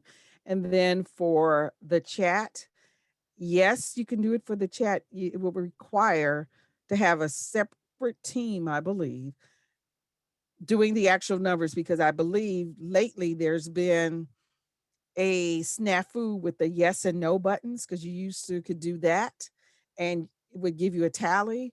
But now, if you, at least this week, I know that happened, using yes and no, it disappears after 10 seconds. So you're not actually getting the count. I was actually at a meeting on Sunday and the yes and no's were not working. And so they were writing them in a chat. So depending on how large the meeting is, if everyone's writing in the chat and there are 100 people, someone has to be taking count and that sort of thing. So it can't be the presiding officer. It really can't be the secretary. It needs to be another team of people because they're busy. So if you have the technology support, then yes, you could do it in chat. I would not do it for a very large group of people because you could lose track of the votes. In those instances, what's been happening is an outside platform, polls everywhere, election runner, election buddy. People are using that in order to maintain an outside platform for voting. And also, if you have guests in the meeting, recently I was in a situation where the guests were moved to a breakout room when voting occurred and then put back into the main room. But you have to make sure that those who are entitled to vote are able to vote, and those who are not, that they are not voting. So yes, it can be used with precautions. Okay, President Allen, this is a little off topic, but I just want to let you know and shout you out. The ladies are loving the session. So I just wanted to pause and let you know that. Okay, good. And we do have a couple more questions from Evelyn Streeter Frizzle. Should the secretary's minutes reflect what was said at the meeting or just simply the actions at the meeting? For The actions. example, membership director's written report was given. And yes, the membership director's report was given, see attached. Attach it to the minutes, but not more than a sentence. Because what tends to happen is when you record everything that's said, more information and sometimes more controversial information is written. And there's nothing like reviewing minutes and having to go through, but that's not what I said. You should be doing the action. And the action did occur that the membership committee submitted a report. You just want to make sure it's kept with the minutes. Thank you so much. And Cynthia Farmer Streeter would like to ask, must a member be present to accept a nomination to a committee or office from the floor? And my answer would be it depends. If they are not present, there had to be or there should be a manner by which their consent was given, and which is what is important. That they're nominated, but do they intend to take the position if elected? So you need to know whether or not they consent. I've seen that happen where someone's nominated, someone else sent someone a text, they texted back, they showed the secretary, I accept. So in today's technology, we can do that, but you need to know whether or not the person has consented to the nomination. Okay. And we have a question from Patricia Poston. If the agenda left off a committee report that was supposed to be presented, can you say unanimous consent with the following addition? And you would add the report before you ask for unanimous consent. So we're reviewing the agenda. We see that something's left off and someone's, a member says, oh, we need to amend the agenda to add the financial committee report. So that would be, is there any objection to adding the financial committee report? So it would be handled that way. And then the final, is there any objection to adopting the agenda as amended? And then you're done. Okay, we have a question from Alma Scott Busack, and she would like to know, what do you do if you are not voting because of a conflict of interest? Should that be recorded in the minutes somehow? And it depends on what the conflict is. While there are certain things that you should not vote on, for the most part, according to Robert's Rules of Order, and unless your bylaws say otherwise, you cannot be compelled not to vote. So if it's something that you have a conflict of interest, you should disclose it, and the secretary should record, Madam Second Vice President disclosed that she has a conflict of interest on the matter or something to that point and will not be voting, something to that extent. And I do see a question from Dolores Alexander. Dolores, I believe that question was answered. So I hope that would suffice regarding inclusion items to be included in the minutes. So we do have a question from Renee Morgan Freeman, and she would like to know, could the Open Meeting Act be followed with a roll call of the vote for a virtual meeting with a recorder presenting the yays and nays to the chair? Oh, repeat that. Okay. Could the Open Meeting Act be followed with a roll call of the vote for a virtual meeting, with So, a recorder presenting the yeas and nays to the chair. okay, so that I will say that if there is no established way of voting, roll call vote would be the way to do it.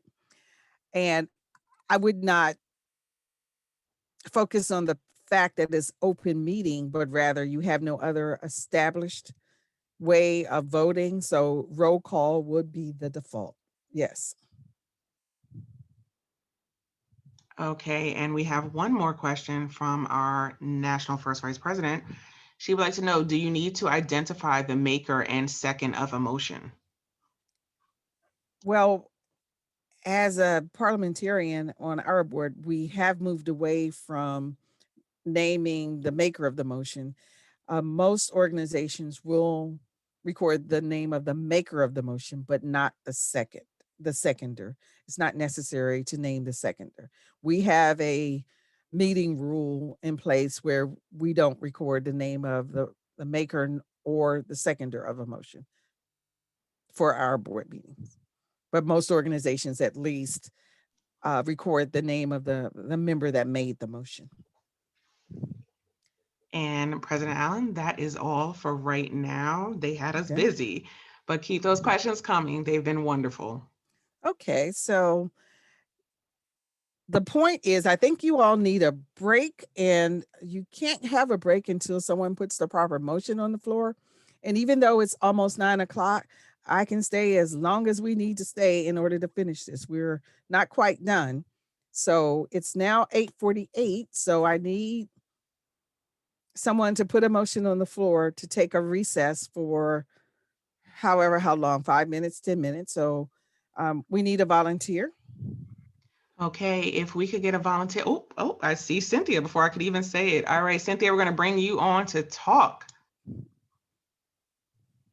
This is like a quiz. I move that we take a break for 7 minutes. Is there a second? And I see we have a second in the chat. Now, would Okay. that be okay? Yeah, that's fine. Okay, we have a second from our National First Vice President, Conley. It is moved and seconded to take a break for 7 minutes. We're not going to discuss it. Is there any objection to taking a break for 7 minutes? So it is now 8:49. So that would mean 56. 56. We will return at 8:56. We stand in recess until 8:56. Okay, ladies, we'll see you back in a couple of minutes. And I'm going to step away for a minute and I'll be back in a few minutes. Okay, we'll enjoy some music while we're on break.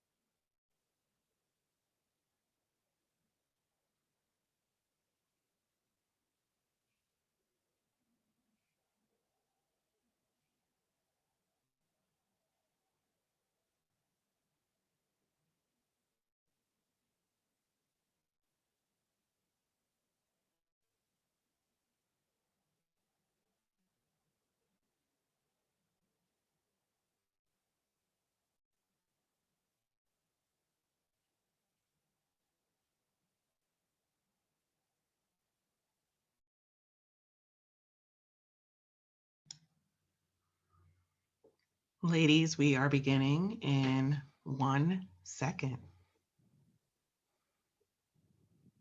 Presenter Allen, you have the floor again. Thank you. The time for recess has expired. Our next topic that we're going to discuss briefly is amendments. Amendments is a whole 2-hour session by itself. So basically, when you're offering amendments to motions or bylaws or that sort of things, quite simply, amendments, you are changing words or groups of words. The directions that you give are what's going to be helpful. So when you insert a word or words, you specify where in the sentence that you would like to insert the words. Or if you're going to add a word or words, you always add at the end of the sentence. You could strike or strike out and insert. You substitute. When you substitute, you're talking about a paragraph, and you have primary and secondary amendments that are allowed. And so you make them, it would be main motion, primary amendment, and secondary amendment. And then you process in the reverse order. You would process the secondary amendment first, then the primary, and then the main motion as amended. So there are multiple steps. And for amendments, a majority vote is required to adopt primary and secondary amendments. Now, bylaws are a little different. Your bylaws will state what vote is necessary to amend the bylaws, but the amendments are the same. They would be primary and secondary amendments, and then they would require a majority vote. So the primary amendment is germane or related to the main motion. The secondary amendment would be germane or related to the primary amendment. So as I was saying, it's going to take a little while to go through amendments because you usually have to visualize it to get a good picture of it, but I wanted to mention that tonight. So let's talk about committees. We've discussed it a little earlier. Basically, with committees, depends on the size of the committee. If a committee is less than 12 members, usually there's no need to have recognition to speak on motions, meaning you don't have to stand. Usually there's some manner by which the member that would like to have the floor is gesturing so that the chairman or the person presiding is aware of that. Motions don't need to be seconded in committees of less than 12 members. There is no limit to the number of times that a member can speak on a motion in a committee, and motions to close or limit debate are generally not used in smaller committees. The chair can and is usually a very active part of a small committee. The chair makes motions and votes just like everyone else. If you have more than 12 members, usually recognition is required to speak and to make motions, and the motions require a second as applicable. As we discussed earlier, there are some motions that don't require a second.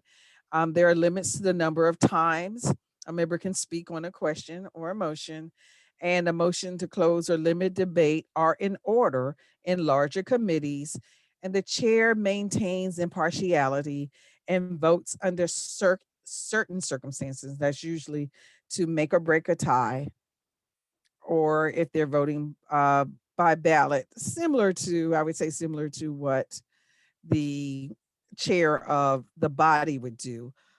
But the impartiality, which is important for the chairman. So we're going to talk about the committee reports because there were quite a few questions about reports. Reports are usually a main item of business. So usually on your agenda, you are expecting reports, and the agenda is structured so that the reports are given. So if the report is for information only, usually that's officers, committees, or individuals. Once the report is given, the reports are placed on file after they're being presented and discussed. There is no motion to receive it because it is a part of the agenda. You expect to get the report, you will get the report. And no vote is taken on reports for information only. Then you have the reports where there are going to be action items, and that could be actions based on an officer, a committee, or an individual's report. The recommendation for action is stated in the form of a motion. And a motion from a committee with more than one member doesn't need a second, because usually during the committee deliberations, once the committee decides that this is the action item that we're going to take forth to the board and then to the body, usually a decision is made by the majority of the committee. So there's more than one member on the committee, and it moves forward to the next stop along the way before it gets to the body. So what do you say? As an individual, an officer, I move to, or I move that. And as a committee of more than one person, on behalf of the committee, I move the adoption of the following motion, because the reporting member is giving the report and making the motion on behalf of the committee. So we'll have a brief demonstration. I took the liberty of, as you were entering the meeting, and capturing names. So I've already inserted names.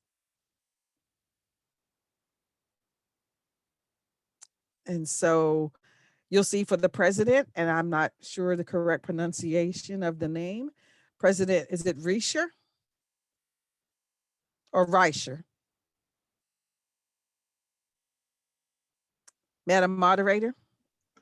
I'm sorry. Can you repeat that? I was trying to catch it. Okay, so you'll see on my screen, there's a Yes. brief script, and I've already inserted the names of the people. Okay. Yes. Okay. Mm-hmm. And so I didn't know the correct pronunciation of the person who will be serving as the president. Is it President Rischer or Reiser? Reicher. The first name let's is see here. Patricia Jean, and I'm not sure whether it's Rischer or Reicher. Okay. I think it might be Reicher. Patricia, we're so sorry. I'm not sure. Okay. So that's who will be serving as the president. Okay. The secretary will be, is that Brenda Jean Patton? Yes. Mm-hmm. Okay. Okay. And so the treasurer will be the member with the last name of Gates.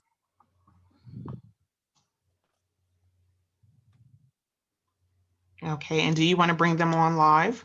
Yes. Okay. And then the member with the last name of Cowens will be member A. Collins will be the vice president. And member Jones, KK Jones, I believe, will be member, let me go to the next page. So KK Jones is going to be a member, Vice President Collins, and member Freeman also.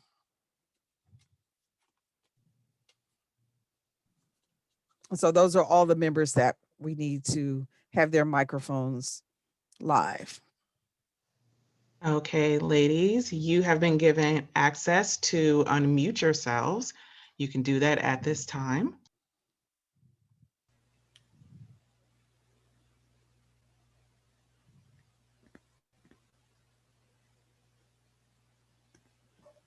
Now, part of the script, you'll see where it's written ad lib. Just want you to kind of make up something, but, you know, just have some fun with it. So you want us to start now? Yes, the president may start. Okay. And it's Rischer, like Fisher. Okay. All right. The meeting will come to order. Welcome to members and guests. We will need to ratify any decisions that must be made at tonight's meeting at the first in-person meeting. Will the secretary please call the roll?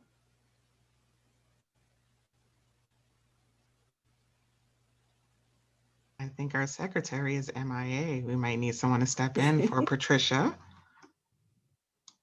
Let's see. What about Patricia Poston? Yeah, she is not coming on at this moment. I have her listed, but she is not responding. Okay. Would you? Okay, Patricia, I see you raising your hand. If you can just unmute yourself. I see you. I do see you. All right, there she Okay. is.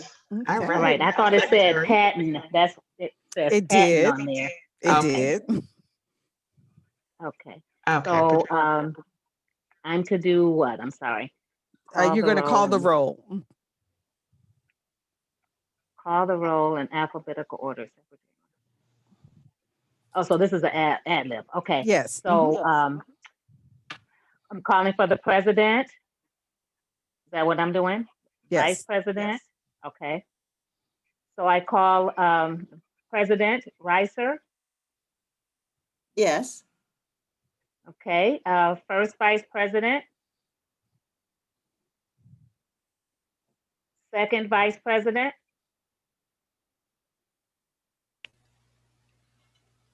Financial secretary. Correspondence secretary. Treasurer. Present.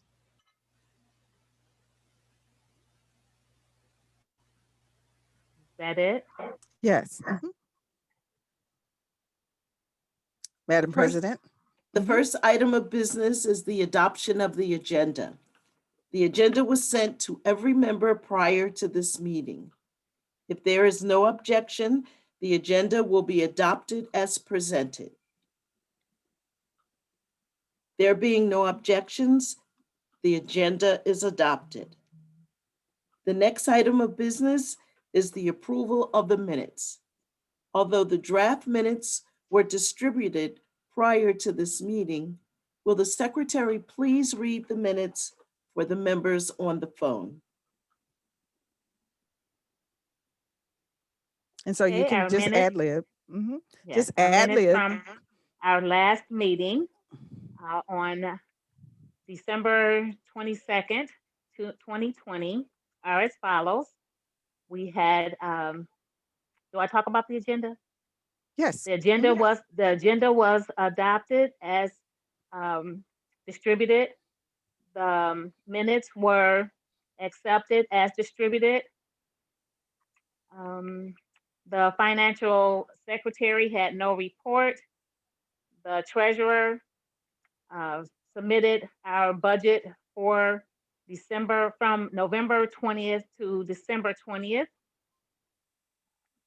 and then so on and so forth. Okay. Okay, thank you, Secretary Patton. Are there any corrections?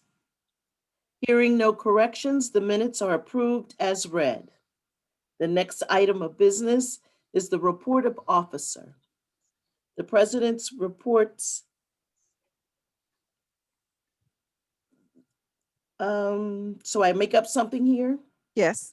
The president reports that we are going to be doing our program in July instead of having it in May. And we're going to be working on that with the committee that we have already adopted. So are there any questions? The next item of business is the report of the treasurer. The chair recognizes the treasurer. Thank you, Madam Chair. The beginning balance of the December 1, 2020 is $78,268.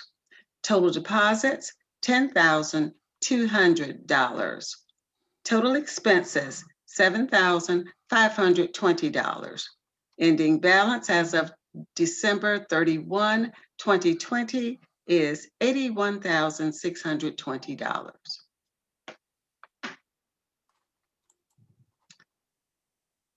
Thus ends my report. Thank you, Madam Treasurer. Are there any questions? The chair recognizes Member Althea.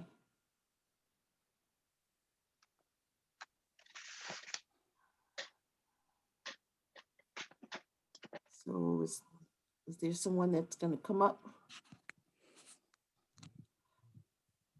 I see that we don't really have a question here, so we're going to move on. Will the treasurer please unmute Oh, and answer the question? Madam Chair, I'm sorry, I'm here. This is Phyllis Cowens. Thank you. Madam Chair, I have a question regarding the expenses report. Will there be a list of the expenses that occurred during the month of December, such as operating expenses, presidential fees, and whatever, scholarships, and any other additional operating costs? Will there be a list printed out from the budget? Will they break it down so that we know what each item was allotted for the amount? Yes, and we will put the report on file. So we'll make sure that that happens prior to our next meeting. Thank you. The next item of business is the education program. The chair recognizes the vice president.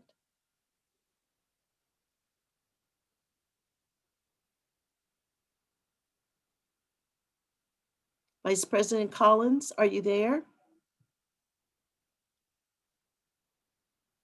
Well, since we're in a virtual situation, she probably had to step away, so we'll come back to that. Right now, what we're going to do is the chair recognizes member B. Yes, I had a question regarding the educational report that was provided regarding when the next committee meeting will be held. And what is your question? My question is regarding when the next educational committee meeting will be held. Okay, the next educational meeting will be held in May. And we will be putting that out probably in April so that you will see all of the information about that meeting. Madam President, Yes. the alarm is crazy. We need to leave now. I'm sorry, I didn't even realize that that was the alarm. The meeting stands in recess until the signal is returned. Let's everybody get out so that we don't burn up. And I thank you for participating in that. And it caught you off guard, and I do understand that. So that's why it was very, very short with some little silly things. But if we were in person, the script would be a little longer and it would incorporate some of the motions that we talked about earlier. So that was just to give us a little break. So now we're at the point, and I see that there's a question, but we're going to go and I believe I have 3 poll questions so we can answer that, because this was a lot of information that we went through. So the minimum number of members who must be present for a meeting is called A, the quorum, B, the agenda, C, the meeting, D, the session. Please launch the poll.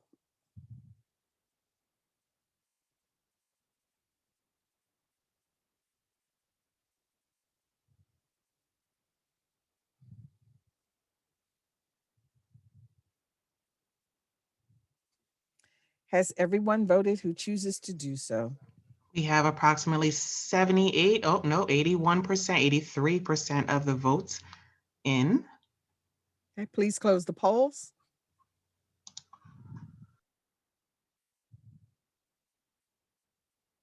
So 50 said the quorum, 0 for the meeting and agenda, and 1 person said the session. And the answer is A, the quorum.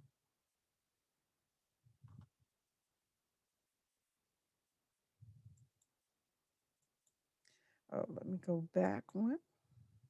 Okay. Poll number 7. Which items may be found in the standard order of business? A, approval of minutes, reports, and new business. B, opening ceremonies, old business, and awards. C, adoption of motions, code of ethics, and inspirations. D, call to order, adoption of agenda, old business. Please launch the poll.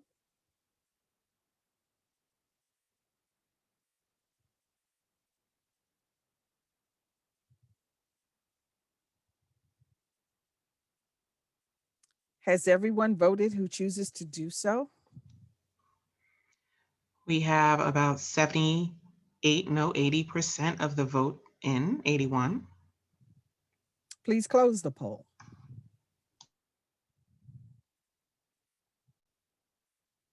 So 33 for approval of minutes, reports, and new business. 1 for opening ceremonies, old business and awards. 0 for selection C, and 18 for D, call to order, adoption of agenda, old business. Okay, you fell for that one. If you recall, I said that there is no such thing as old business, is unfinished business. I threw that in to throw you off. So the answer would be A, the approval of the minutes, then the reports, and new business. Old business was a distraction.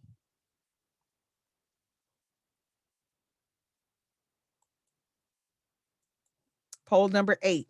When a report is given in a meeting, any recommendations are considered at the end of the report. B, any recommendations are considered under new business. C, any recommendations are postponed until the next meeting. Or D, any recommendations are laid on the table. Please launch the poll.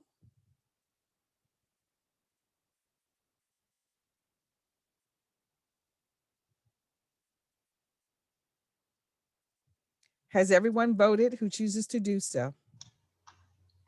We have about 78%, Please close the 80%. poll.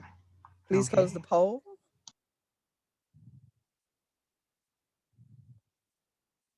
So 34 for recommendations at the end of the report, 7 under new business, 3 for postponed into the next minute, and 4 are laid on the table. And the answer would be A,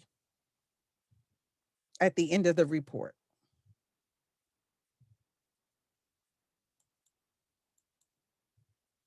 So do we have, we entertained questions. Are there any more questions for this portion of the training? Right now, I do see one question.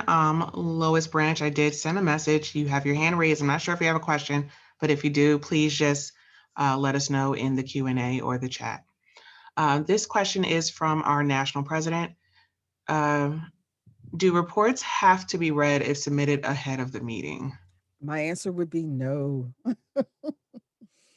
The only thing, if it's ahead of the meeting, you give them a few minutes to read over silently, because we all know everyone didn't read the report.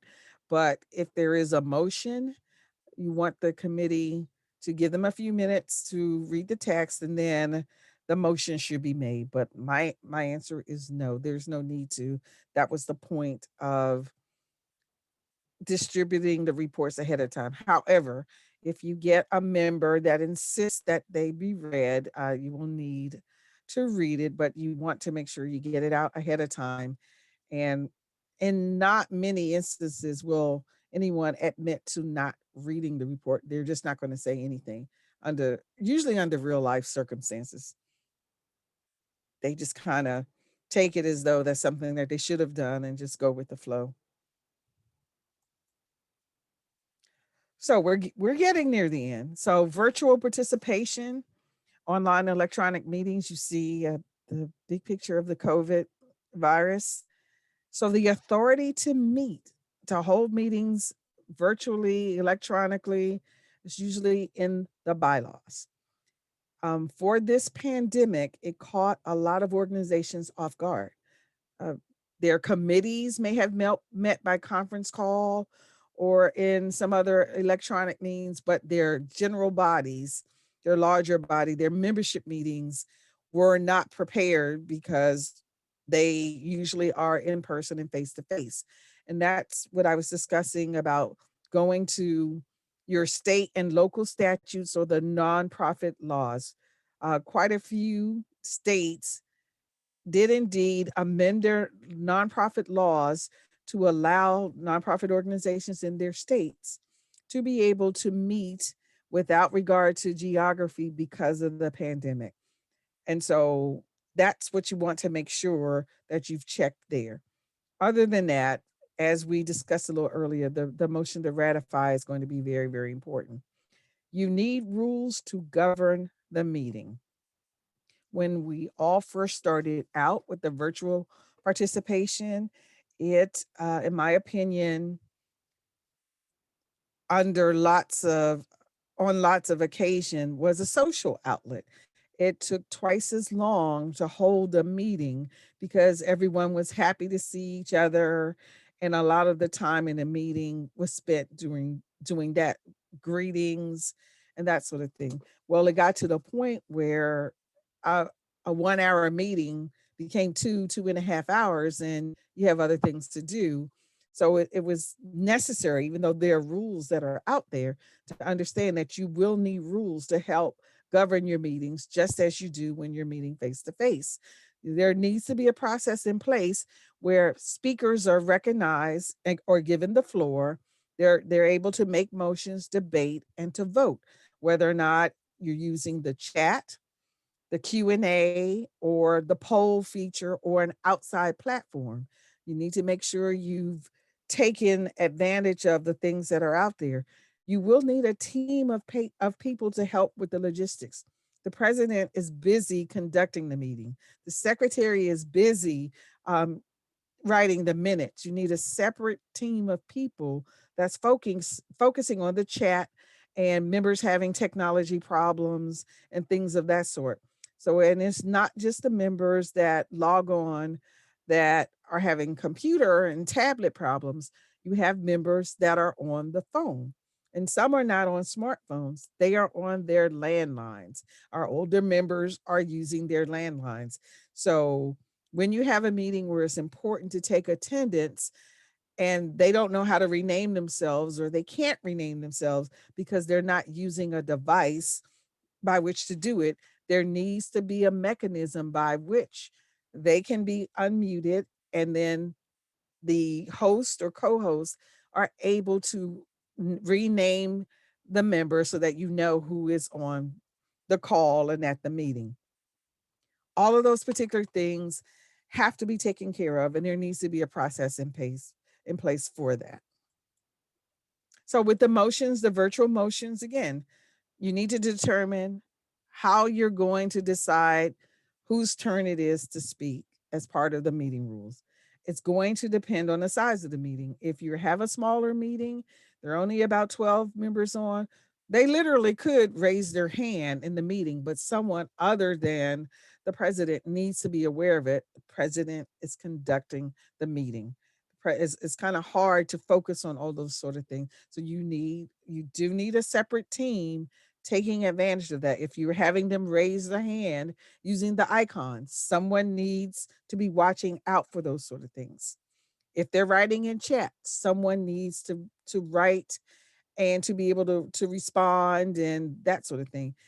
Whether or not you turn chat off when the business meeting is about to start. I belong to a group where we have to do that.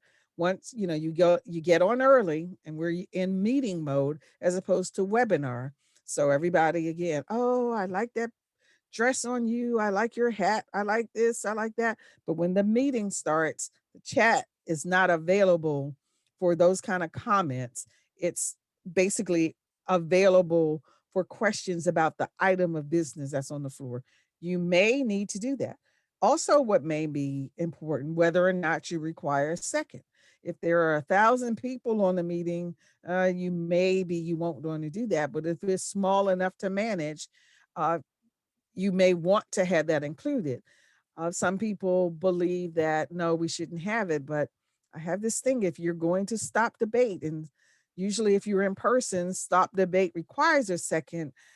I don't know that members would be too fond of stopping debate and they're not realizing that someone other than that one person wants to stop debate. So that's a discussion to be had, whether or not your motions will require a second. When you're in person, you can see the person. Recognition is there. They're raising their hands or they're standing. You're going through the steps to make a motion. And the secretary or the presiding officer can request that the motions be in writing. When you're in virtual, it should be either in the chat box or there's some other outside mechanism by which the chair and the secretary are getting the information that they need to be recorded in the minutes and to also present before the body so that decisions can be made. So I'll talk about the types and methods of voting. The voice vote, that's when you would allow everyone to unmute. And if you're on a smartphone, it's *6. Unanimous consent or general consent. I think everybody's a little more comfortable using that now. And if you don't object, you say nothing. There is no response. Show of hands, or if you're on a smartphone, it's *9 that you would use. The thumbs up or the yes and no. And this week, yes and no wasn't working on Zoom. Whether or not you take a ballot or a poll, and the roll call, because that's what the member mentioned when she was discussing the open meetings. So if you're using roll call, and roll call is, again, is the go-to method if you don't have anything else in place. Roll call takes time. If you've got more than about a dozen members on, it takes time to call the roll and wait for the responses. So if you're doing roll call, the names are usually called in alphabetical order. The chair or the presiding officer is called last if his or her vote will affect the results. The possible responses: yes, no. If someone says pass, that means come back to me. Or if someone says present, they are abstaining. Roll call is the one situation where you're actually recording the abstention because you're going through the actual list of each member.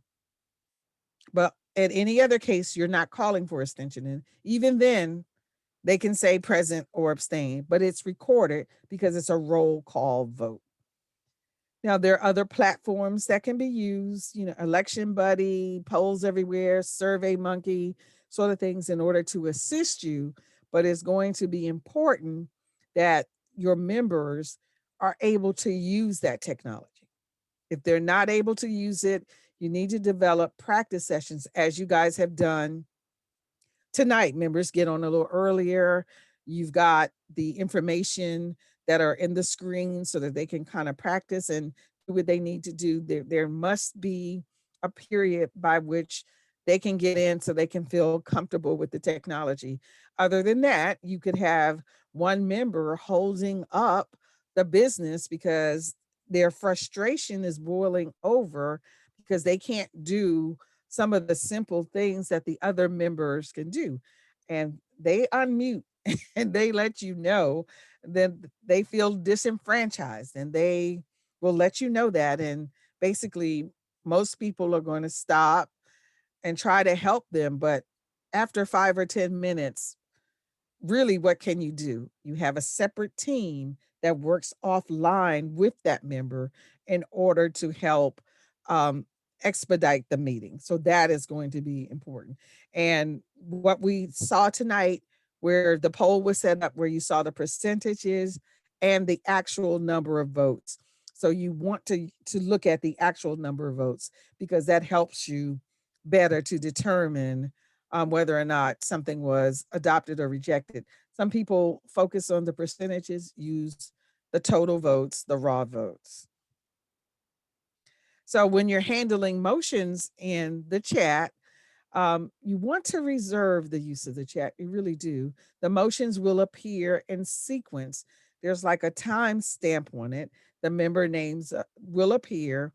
You want to flag the motion for the presider. Again, the presider is focusing on the smooth operation of the meeting, so that there will need to be assistance to bring it to the presiding officer's attention, just in case he or she misses the fact that there's a motion in the chat or the Q&A, and then the presider will process the motion.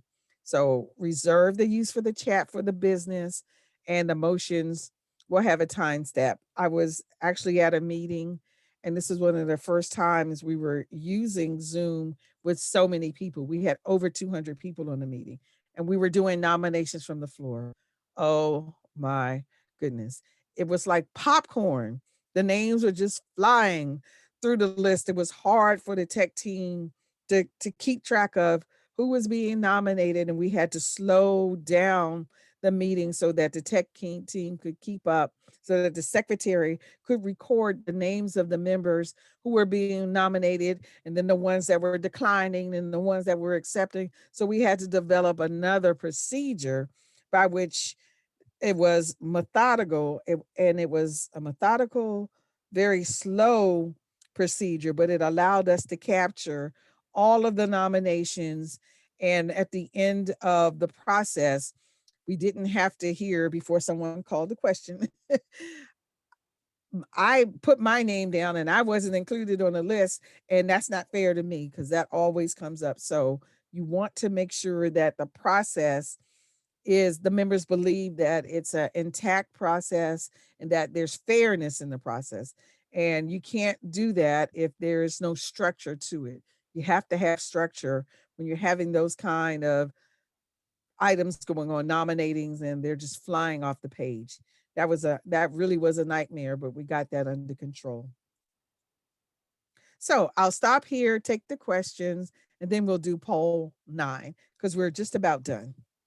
All right, we do have a question from Dr. June Johnson. She is our National Director of Education. She would like to know, can a question be asked about a report? Yes. So once the report is, the report is presented, and regardless of whether there's a motion for action or not, discussion always comes up. So even if it's just a report for information, members, the board can ask questions about a report. And we have another question from Tony Marshall, and she would like to know, as a point of clarification, if a club has a parliamentarian, and that person is a silent person, for example, can't make a motion, can't debate, and should not vote. Is this correct? Yes, that is correct. Unless your bylaws say something differently, the parliamentarian, even though she may be a member, cannot make a motion, cannot second a motion, cannot discuss a motion, and can only vote by ballot. And we have a question from Renee Morgan Freeman. At what point should information or questions in the chat be brought up to the chair or for other reasons? They reasonably should be brought up while that item of business is on the floor. That's why it's important to have a team monitoring the chat, because what you don't want is to be on item number 7 and someone has a question about item number 3. So the chat monitors should stay on top of that to be able to bring the questions up. And again, the typing just goes so quickly, but they should just be comfortable enough to be able to scan the list for those questions that pertain to the matter that's on the floor. And that's where also limiting the chat or the kinds of discussions that can be in the chat while you're conducting business to only the matter that is on the floor. And Madam Presenter, this is our final, actually, this is a recommendation. And if I can address this as well, and you did touch upon this, Barbara Jean Patton just wanted to kind of co-sign what you said, but separate training sessions for members who are unfamiliar with Zoom technology can assist in members who are less savvy with the process. So I will let you all know that as someone who is extremely familiar with Zoom, yes, it does kind of, it does frustrate me because I see that meetings can be so much more effective if just people sit sometimes and just go through a 5-minute training. And I will tell you guys a little tidbit, YouTube is amazing. If you cannot afford to pay someone to do a training for your club or what have you, that is okay. YouTube has everything you need and you can become a master in just a couple of moments, but it really will help your meetings if you do know, especially if you are the host. A lot of people don't realize that there's a difference between hosting and co-hosting and even being a panelist. And that's why you have individuals running meetings that don't know how to simply mute people when you need to. So just keep in mind, go to YouTube if you need your members to know how to properly, quote unquote, behave virtually in a Zoom session. And that is all of our questions. Okay, so we're actually only about maybe 5 more slides, I believe. So poll number 9, in order to speak in a meeting, you should raise your hand and keep it up until the chair calls on you. B, after the previous speaker finishes, stand and say, Madam or Mr. President. C, after the previous speaker finishes, call out Madam or Mr. President. Or D, interrupt the speaker and begin your statement. Please launch the poll.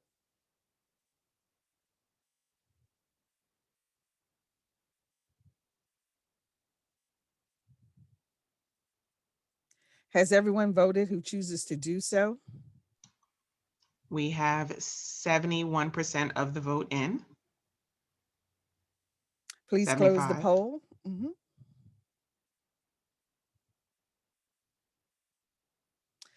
So A, 34, raise your hand and keep it up until the chair calls on you. B, after the previous speaker finishes, stand and say, Madam or Mr. President. And C, 0, D, 0. The answer actually is B.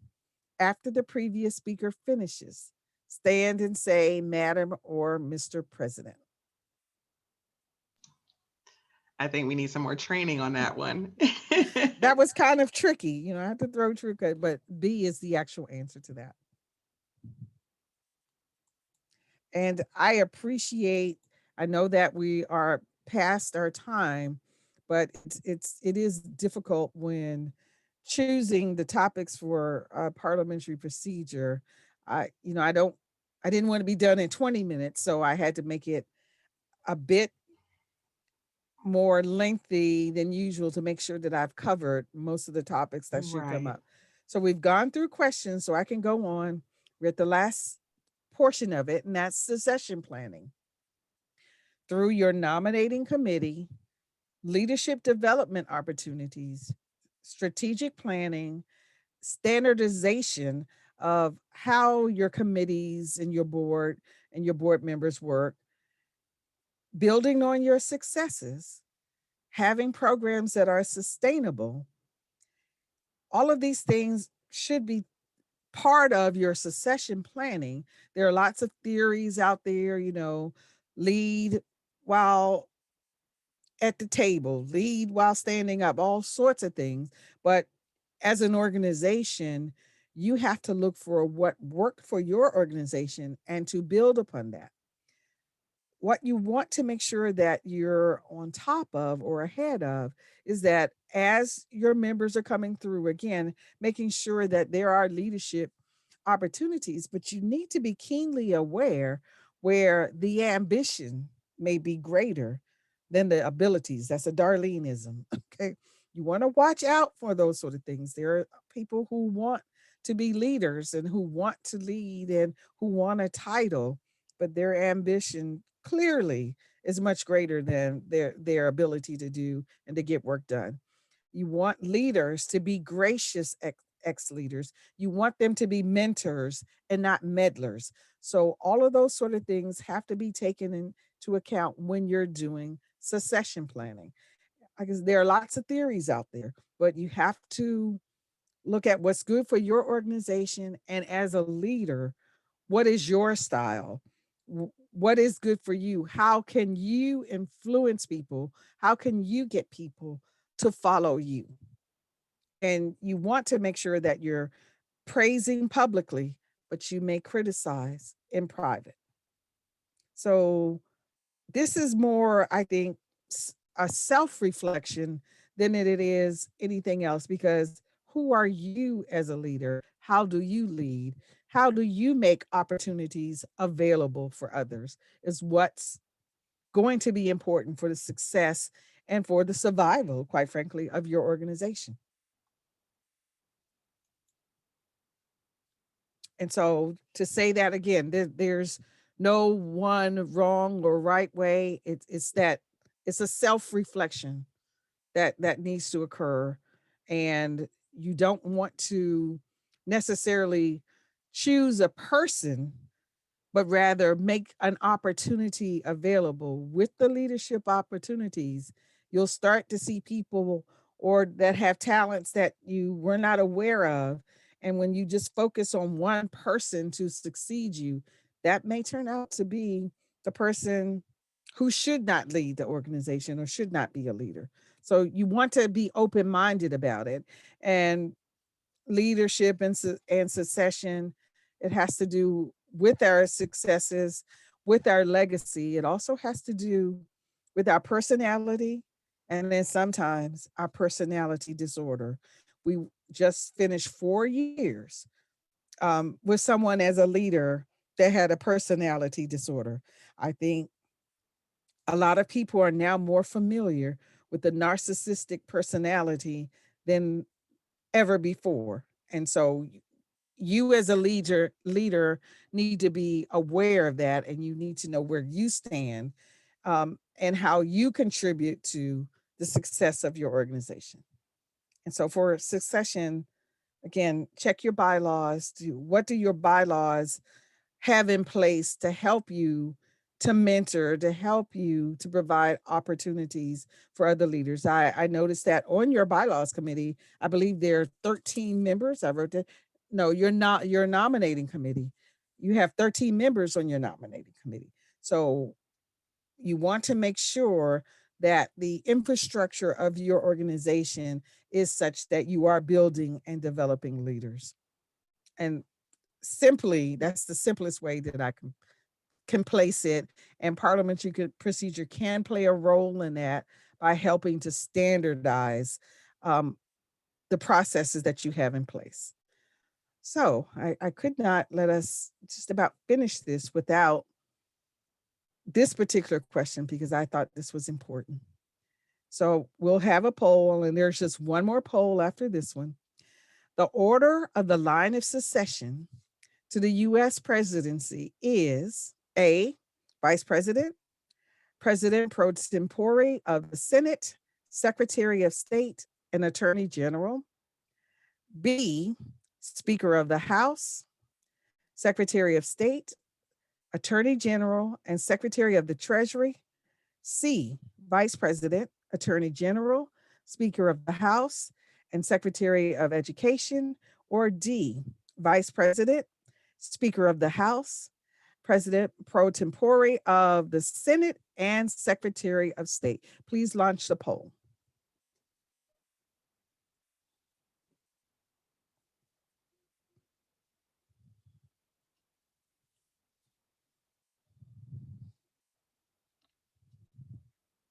Has everyone voted who chooses to vote? We have 75% of the vote in. Okay, please close the poll. So 5 were for A, 1 for B, 2 for C, and the answer is D, and there were 35 for D. Excellent.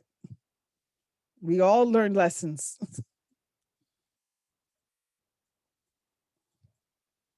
So, and this is just a slide that has the line of succession. So poll number 11, this is the final poll. In case of an unexpired term of the NANBPWC Inc. president, the vacancy shall be filled by the A, recording secretary, B, first vice president, C, director of education, D, executive director. Please launch the poll.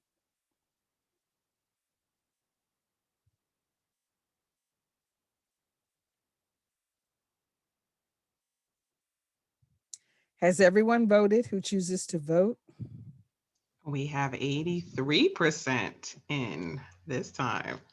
Please close the poll. They know the answer to this one. 48, everyone said the first vice president. Excellent. Thank you. So we're down to questions, and I'm going to skip to the last 2 slides. Next steps. So on the NAP website, and I have the address there, is where you can look at our event calendar, and on the calendar, you would click on one of the names that would give you information about the units. I invite you to attend a unit meeting. We do invite guests to attend. You just want to make sure that they know you're again. We are all at differing levels of proficiency with working with Zoom. I actually communicated with a unit on yesterday and today. They have not had a meeting since last spring. And they're like, oh, well, no, we can't. Our bylaws don't. Yeah, but we've told the members how you can work through that. So, you need to take a look at the website so that you can see how you can work through that. So you will see varying levels of proficiency, but at least it'll give you an idea of how we are adapting as parliamentarians to this new reality that we have. So it's there.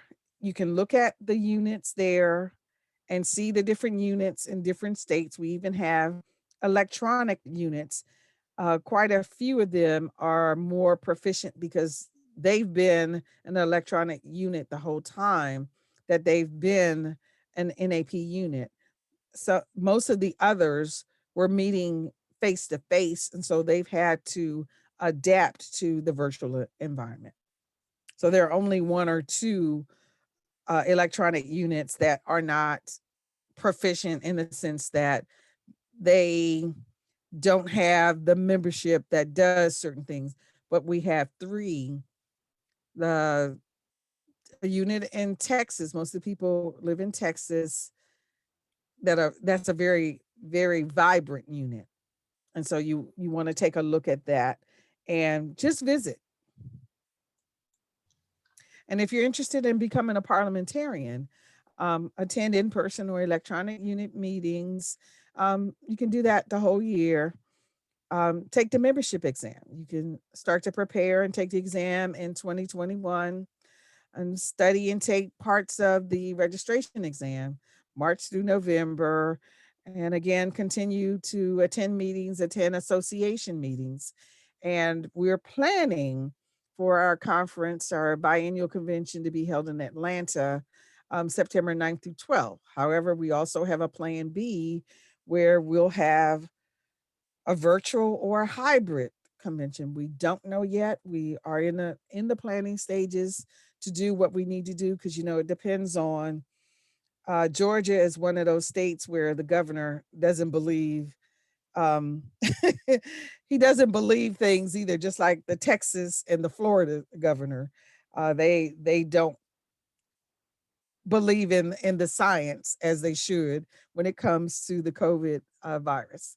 So, and we're hoping that with everyone, most people trying to be socially distant and wear a mask and that sort of thing, that we can turn the tide for the virus and we'll be able to get back to having in-person meetings.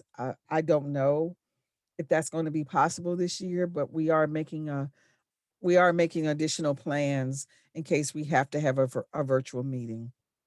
So having said that, this is my contact information.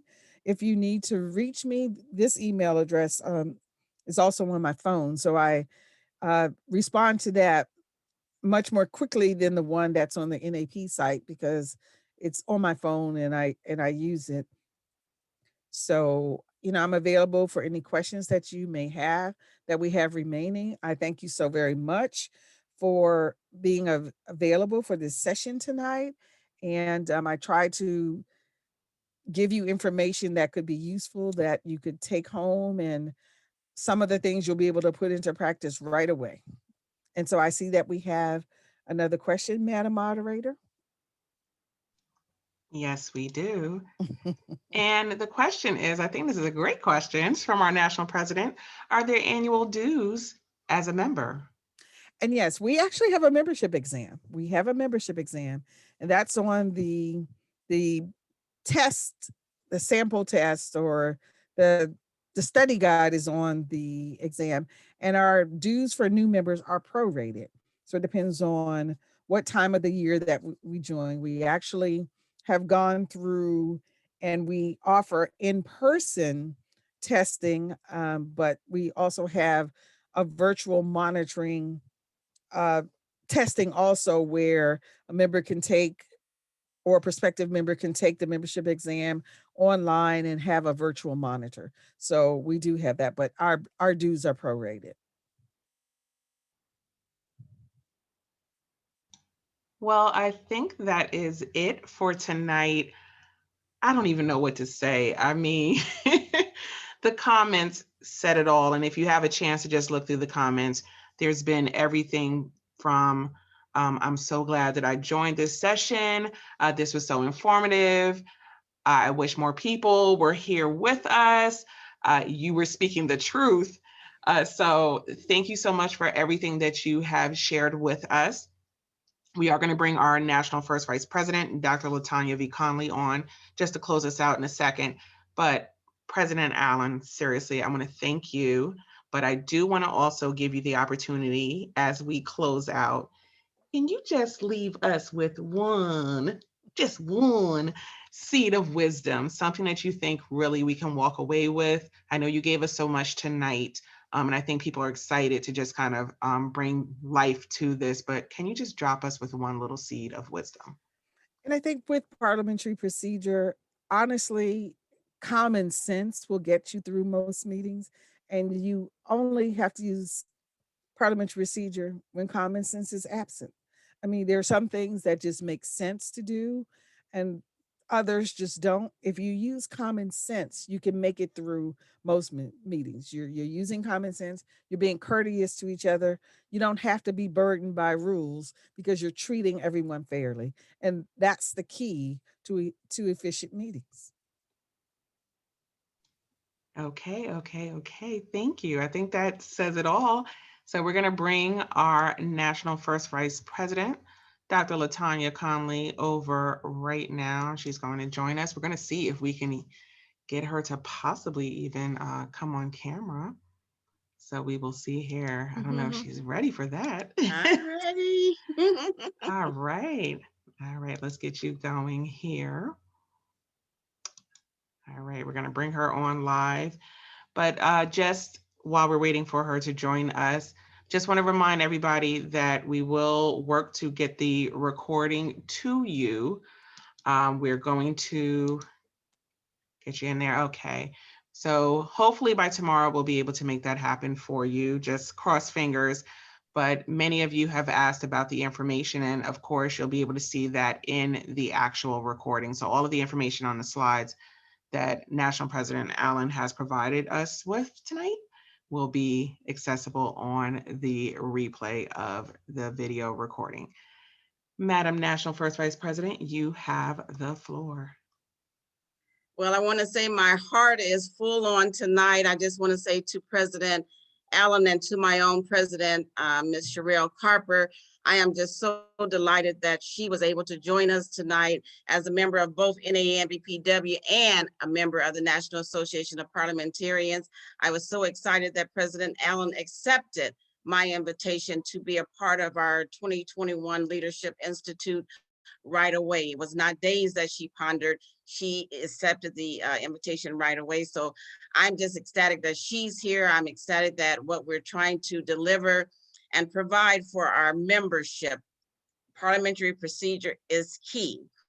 Tonight's session is key. And again, as it was stated, I would have hoped that there was someone from every club to be a part of this institute. So again, you can take back the information and share, because I attended one of our NAP sessions and it was entitled, "That's Not Right." We understand that we've been in meetings and things were not done right. So again, this was one of the reasons why we particularly picked parliamentary procedures, because it is something that governs everything we do. She mentioned the church, in business, wherever we go, there are rules.